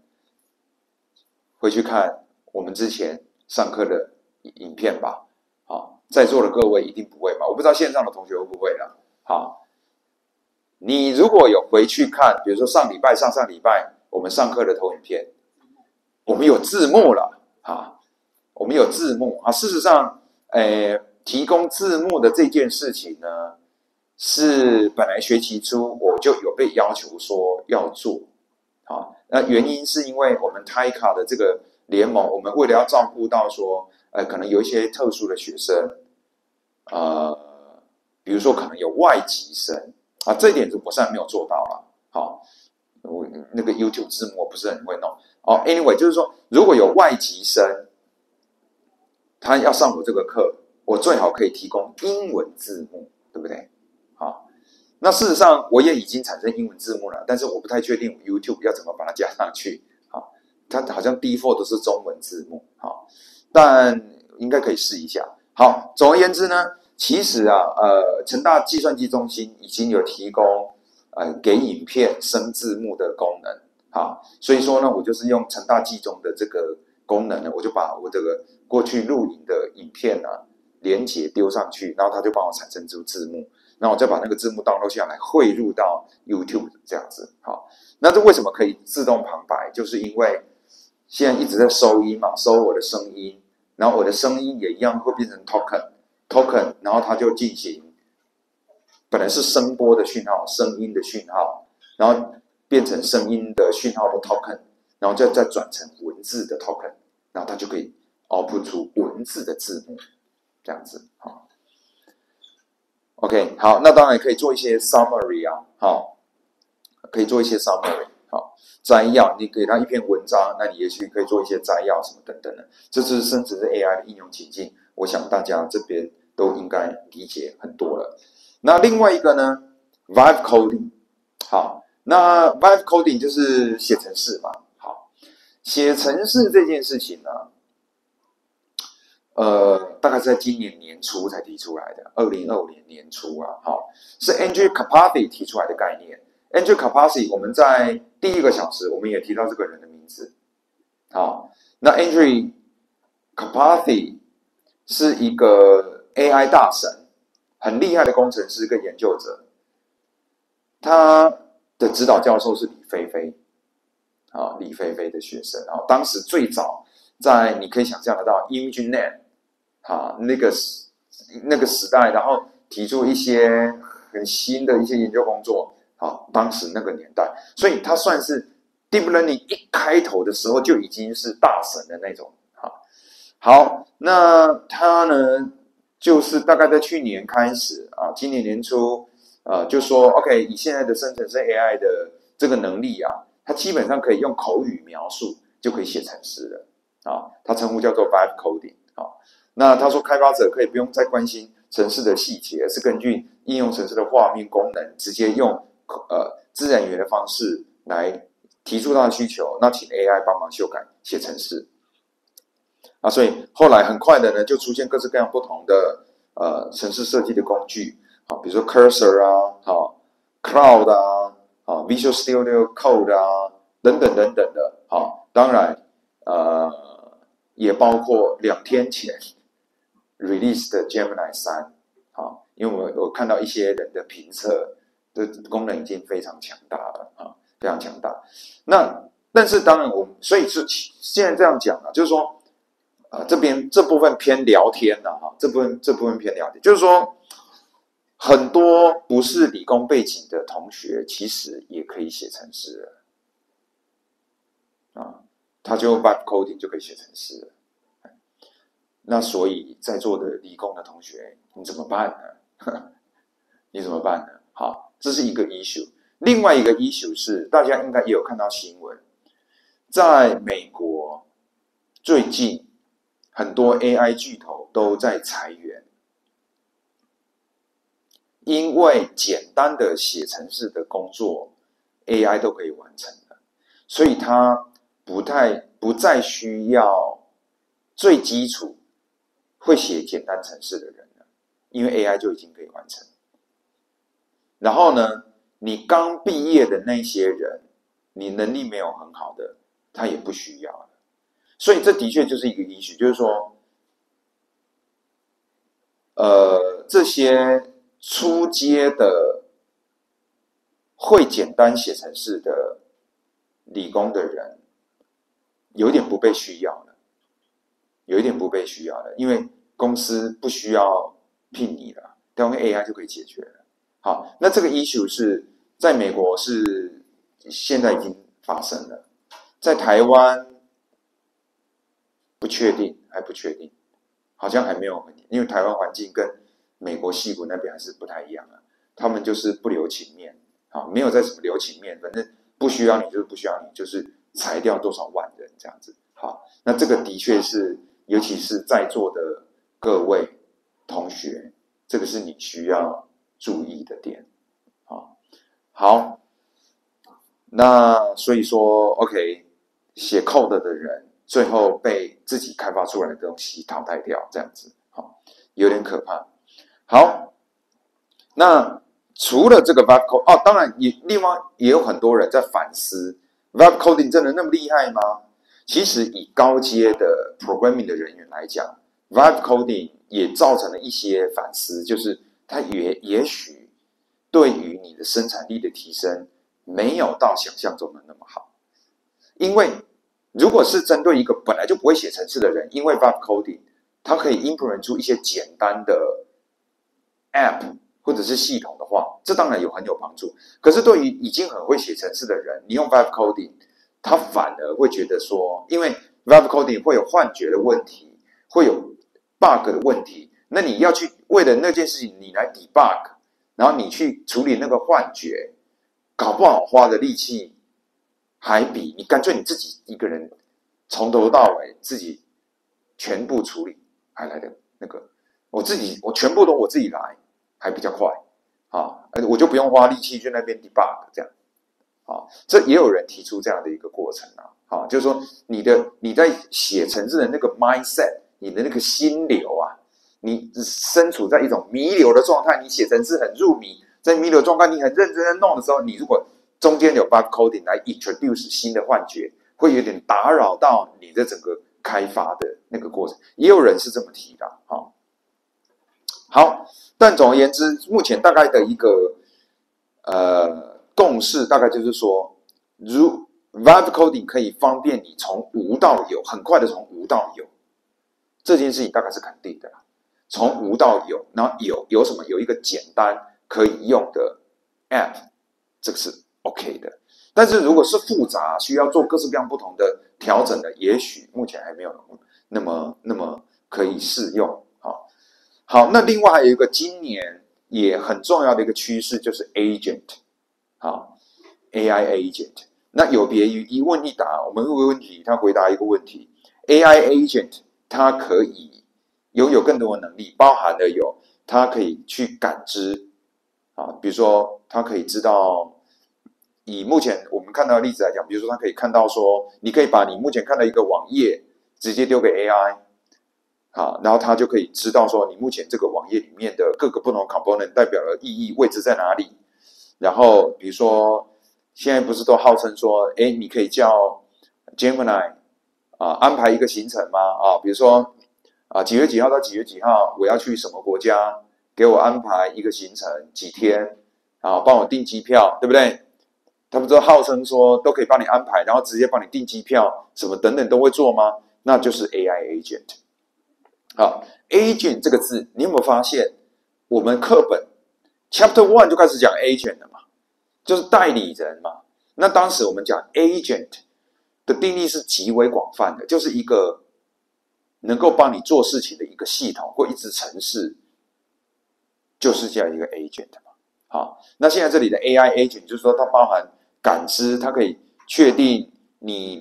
丢给它的 data 是什么东西，然后呢进行决策、进行动作，然后最后达到目标。好，那今年的很多的 AI 的这个新的这些巨头，他们推出来的产品都是开始有所谓的 reasoning 推论的能力，然后动作的能力。你可以叫他做一些事情的能力的，这是 AI agent 所以说包含了像今年我们国科会，今年我是讲2025年，国科会的一些专案的计划，也有要抠是跟这个所谓的 AI agent 相关的计划，所以目前这都还在算是在风口浪尖上的研究的主题了好，那毕竟我们是上课，我们不是在那边聊天的，说他很厉害所以说呢。我们还是会介绍一些核心的技术，尤其最近这5年来的所谓的生成式 AI， 最主要的技术源头都来自于 Transformer， 来自于 Transformer， 所以我们会介绍 Transformer。好，那介绍 Transformer 之前呢，我们要先介绍 Attention， 所以接下来的内容我们先介绍 Attention， 再介绍 Transformer。好，然后呢，有了很多大量的资料之后呢，不仅是文字的资料，还有很多影像的、声音的，很多各式各样影片的各式各样不同的资料。背上同样的 transform 的概念，开始慢慢有多模态multi-model 的能力出现。好，那所以在这里呢，我们就会介绍所谓的 clip contrastive language image pre-training。好，那在介绍 clip 之前呢，我们就得要先介绍 contrastive learning。好，那再来影像的生成影像的生成其实也做很多年了，在 deep learning 时代之前就已经一直有在做，一直到2014年，因为生成式对抗网络 GAN， 我们之前也稍微提过嘛，GAN 的提出来之后。才比较有好的生成的品质 ，OK。不过呢 ，GAN 呢火热了好几年之后呢，后来影像生成的领域后来都被 diffusion model 主宰，所以说呢，我们大概在第5小段呢，我们会介绍 text to image 的 generation 这样子，好，大概是这样子，好，这是我们的第一大块。好，第一大块这里编号1至0，就是会有1至1、1至2，一直到1至5，我们大概会讲这些内容。好 ，OK，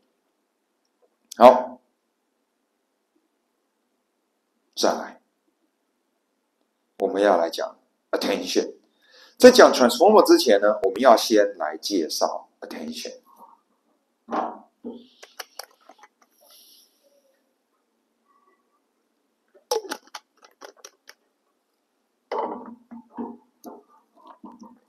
好 ，attention 这是怎么来的呢？首先，为什么要做这方面的研究？最早源自于机器翻译。OK， 所以比如说呢，大家知道啊，要翻译把一个语言翻译成另外一个语言，这件事情老早就想做了。如果大家还记得的话，我们在这一本课本的 Chapter 2还是 Chapter 1就讲了嘛 ，AI 的历史有没有？1956年提出 AI 之后，大家回去对不对？各自嗨起来，大家猛做 AI，no， 然后说呢，这个蓬勃发展嘛，就形成 AI 的第一次大热门，有没有？后来因为什么事件造成 AI 的第一个寒冬？这个故事就是有没有？当时美苏冷战有没有？那美国去拿到苏联的一些机密的文件啊，然后呢写俄文呢，要翻译成英文嘛，对不对？啊，你们 AI 做 AI 的不是很厉害吗？来，你弄，你俄文翻成英文，啊，那就翻得很烂嘛，啊，翻得很烂就不行了嘛，就是美国国防部就抽手，对不对？资金抽掉，然后就造成 AI 的第一个寒冬嘛。这故事是这样，所以你看啊，这种所谓的翻译这件事情 ，machine translation 是老早大家就想做的。好，那一直到2010几年、15年。当然，大家还在做这件事情啊。当时还没有到那么好，现在已经很好了。好，当年还没有到那么好。好，那所以我们来回顾一下，机器翻译就是一个 sequence to sequence 的一个问题。比如说，我如果输入 machine learning， 英文翻成中文，我就希望能够输出机器学习。好，这张图来自于台大电机李宏毅教授。好，那所以就是这意思嘛，对不对？输入 machine learning， 那我就先输出第一个字叫做机啊，然后再输出第二个字叫气，再来输出学，再来习，然后我就知道，哎，somehow我已经知道我翻译完了，然后就结束这样子。好，那 sequence to sequence 的问题，所以啊，这里就牵涉到说，我们之前有讲到，我们要有办法翻出机器学习，我们要读懂，我们要累积这个英文的知识，比如说 machine learning， 我要把 machine 跟 learning 这两个字的知识都汇集起来，储存好之后，在这样的基础之下，我再去开始翻译成机器学习嘛。好，所以呢，这里就牵涉到说我需要 recursive neural network RNN 嘛。所以当时在之前的章节里面，我们讲到说为什么要 RNN， 因为要有记忆性嘛。那现在同样的啊，我也要有 machine learning， 我要有这整句话的这个记忆性嘛。好，那以前最早呢，的确我们就是用 RNN 来去做 sequence to sequence 的问题。好，可是我们就发现啊 ，for a long sequence, information of the beginnings of the sequence may miss gradually。假设你 input 出来的这一个序列长度很长的话，你为了要记住这整个序列的资讯，你用 RNN， 即使你有 LSTM， 对不对？我们后来讲说 LSTM 是为了要解决 RNN 的训练过程当中，你的这个梯度消失跟梯度爆炸的问题。那所以我 introduce memory， 对不对？好，我即使 introduce 的 memory 了，我还是会有一些很久以前我所看到的字的那些资讯，我会慢慢忘记，或者说我的这个他扮演的这个角色太过低落的这些问题。好，所以以前呢，我如果用 RNN 来解 sequence to sequence 的问题，大致的概念就是说我 input 一个 sequence， 我丢给一个 encoder， 好，把文字经过一些编码处理，变成是向量，对不对？我就形成一个 fixed size 的 representation。这个向量是表达我刚刚吃进来的这一个序列的资讯，我再把这个向量呢，我丢一个 decoder， 让它输出翻译的结果。好，所以这是最常见在2014年以前最常见的 encoder-decoder 的架构。好，那右边这是另外一种表达法，比如说我输入 S1、S2 到 XL， 好，比如说 machine， 比如说 This is a machine learning class。我输入这句话，好，所以 X1 就是 this，X2 就是 is， 然后呢，一直到最后这个最后一个是 class， 这是一个 machine learning， 这是一个机器学习的课程，这样子。好，我输入这一串，分别呢 X1 就经过处理变成 H1，然后呢，经过 RNN 资讯的传递 ，X2 第二个字再进来，再经过一些处理，然后一路传递，经过了看完这些字之后呢，我终于理解了这句话的意思。好，我存在 memory 里面。然后接下来我要开始翻译啦，我就把这个 C 的这个资讯呢，我丢给 decoder 先吐出第一个字第一个字就是我看这，然后呢接下来呢这个字呢，这资讯传给他，我也把 memory 里面的资讯传给他，然后呢我把我刚刚输出来的叫做这个字，好，那我输出第二个字第二个字叫做是，好，然后接下来是一门机器学习的课程，类似这样的，它就是有一个 encoder 得到资讯存在 memory 里面，交给 decoder， 那 decoder 就一个字一个字一个字去把它 output 出来，这样子。好，本来呢2014年以前我们的 RNN 就这么做嘛，好，但是他们就发现这一张图随着你的 input 你的长度增加，Output Y 这里 BLEU score 你可以把它想象就像准确度的意思啦。好，你会发现呢，当你看的长度从0到10的时候没有问题，你这个 performance 都一路往上升。可是呢，你再继续往上增加，假设你输给他的这一句话是很长的一句话，包含到60个字，它就不行了。好，事实上超过20个字就已经不行了。因为它吃进来的序列太长，它要能够 embed 在它 memory 里面的那些资讯，它没有办法记那么多的意思啦。好，或者说都稀释掉了。好，所以它序列越长，它效果越差，这样子。好，因为它整个这个 latent representation 需要记住整句话的资讯。好，那我如果只是用一个 fixed size 的 representation 呢，它就形成一个瓶颈。好，那你就想嘛，那人类在做翻译的时候，人是这么做的吗？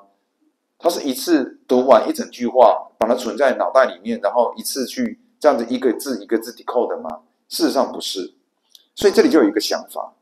今天我如果要做机器翻译，我在翻到不同的字的时候，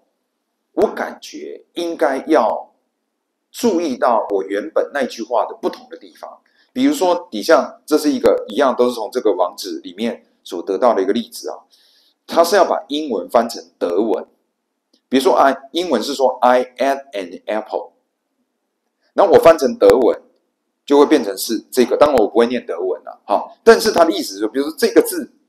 其实是我，好，我吃，应该是我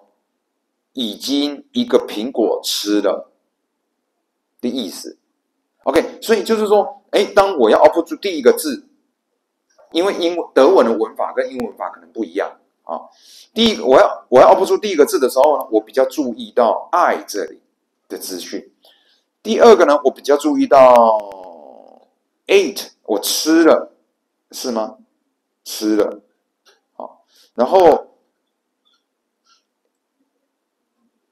好，我这个是不懂德文啊，反正我的意思是说，像这个 EINEN 这个是比较注意到量词，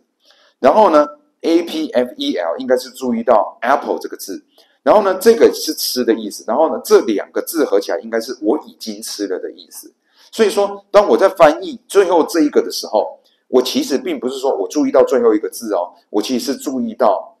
这一个吃这个字。好，所以也就是说，当我们在进行翻译第几个位置，然后我要翻译出哪一个字的时候，其实我去 reference 前面的英文我那个权重会不一样。我在 output 出第一个字的时候，我要注意的权重可能是我英文里面的某一个字的权重要多一点，然后我输入到最后一个字的时候呢，我可能是要注意到英文的某一个字要多一点，这样子所以他的想法就是说，我要 refer 到 different source words information when generating each target word 然后呢 refer more to more correlated words。 我在 output 出，比如说我在这个字我大概要输出吃这个的德文字的时候，我就应该要有能力知道说，我现在大概要输出吃这一个德文字，那我应该要多注意英文的哪一个位置？这样，好，那本来的传统做法其实是这样子的 ：I add an apple。那每一个字当然都会转成一个向量啊，经过一些处理转成向量，然后呢，我就把这些向量叫做，比如说 H0、H1、H2、H3、H4，我把这些向量的值呢加起来取平均，哎，那这不就得到了我整体而言这句英文的句子的整体的资讯吗？对不对？直觉想起来就是这样的嘛。这大概是最简单的做法，我就把所有的字的资讯加起来取平均，我就得到了这句话的资讯，这样，然后我就存在记忆体里面，我就存在 memory 里面，然后接下来呢，我就开始输出，哎，第一个字，然后我输出每一个字的时候呢，我都会参考到之前这整句话的整体的资讯。好，这个做法不好，对不对？好，这个做法并不好。因为我刚刚说过了，因为会有这个问题嘛。好，那应该怎么样比较好？最好是这样，我可不可以不要那么笨的都用平均啊？我可不可以这样啊？假设我今天我是要输出，我现在这个是句子的开头嘛。好，句子的一开头，然后呢，我有没有可能是这样？我比较注意里面的某个字。也就是说，我今天我这些 H0、1、2、3、4，我不是直接加起来平均，我是每一个 H 会乘上一个对应的 weight 啊，比如说这里有一个 weight， 这里有个 weight， 这里有个 weight， 这里有个 weight， 它是一个加权平均，而不是纯粹的一视同仁的平均，这样理解吗？所以，比如说我今天我如果是要输出第一个字，那可能是主词啊，比如说在德文里面，第一个字是主词，最常是主词开头。英文里面也是最常是主词开头，所以呢，我在输出第一个字的时候呢，也许我的这里的第一个字主词，我的 weighting 就要加多一点，我第二个字的 weighting 就少一点，第三个字也少，第四个也少，所以纯粹概念上就只是说我把一个一视同仁的平均变成是加权平均，那我这样会不会做的比较好？好，那以此类推，我要 output 第二个字。我刚刚已经输出了一个主词，我这个主词啦，接下来我是不是要接动词呢？好，那在这样的情况之下，我又把第二个字的这个资讯啊，我去跟这个H0、1、2、3、4，我个别算出一个适当的 weight 来去加权平均这些人得到 C1， 而 C1 是适合我输出第二个字的那样子的资讯。好，以此类推，第三个字也是，第四个字、第五个字都是，这就是主要的概念，就是我不要一视同仁的去注重前面的所有的字，我可不可以选择性的比较注重某些字，这样子。好，所以呢，整体画起来就会长得像这样子。好，你 C0、C1、C2、C3、C4、C5 可能都长得不一样。那它对于我去输出不同的字所带来的权重跟资讯也不一样。OK， 好，那很显然的这个问题，这概念上就是这样，但显然的这个问题最主要的核心是什么？就是我要如何决定这些权重嘛？我怎么知道当我要输出第三个字的时候，我的谁的 weight H0、1、2、3、4谁的 weight 要大一点，谁的 weight 要小一点呢？这个 weight 要怎么决定呢？好，那这个就是技术的核心了。事实上，这个 weight 就是我们所讲的 attention， 我们的注意力要放多高？我要输出第三个字的时候，我对于前面的 I add an apple 这几个字，哪一个字的注意力要最高？我对于每一个字的注意力要有多高？这个就是所谓的 attention。OK， 好，那这是整体的一个大的概念。那我们今天时间不够，我们下一次就会来介绍说，那所以呢，到底要如何决定这些 weight？OK， 好，好来，那我们来看一下现场有没有问题，线上有没有问题？我们看一下。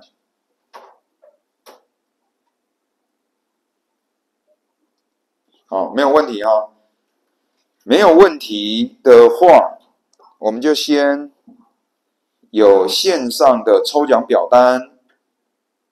然后我们第2个通关密语就叫什么好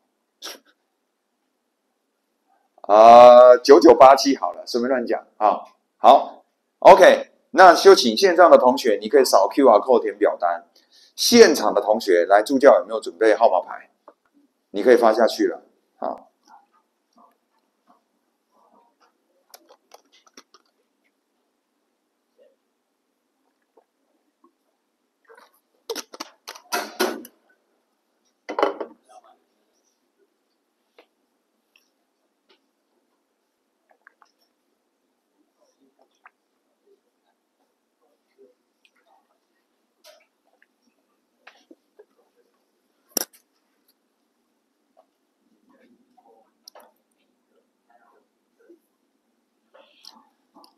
好，好了吗？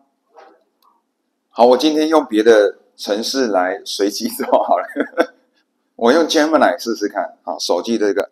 刚刚是到第几啊？我来试试看哦。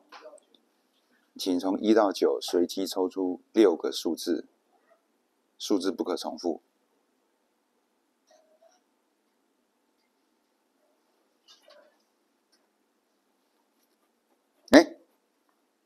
不 work 是不是？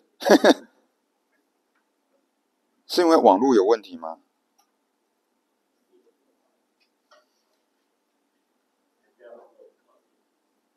好像有点当掉看一下，我本来想给他我手机内建的这个 Gemini 一个机会的，我看一下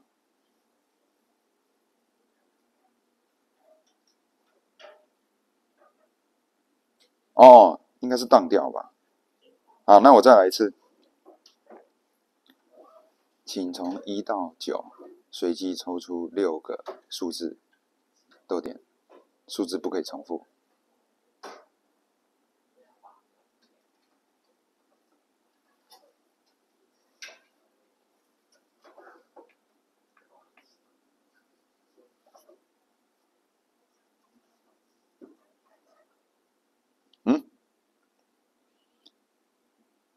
他很 gay 搞他还去写一个程式，干嘛那么抠？什么东西啊？为什么要随机抽出数字？好了，出来了。好，数字是246879。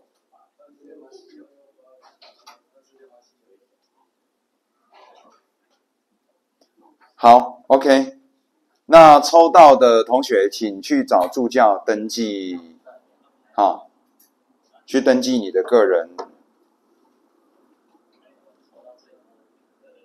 的资料。好，那我们今天就上到这边，好。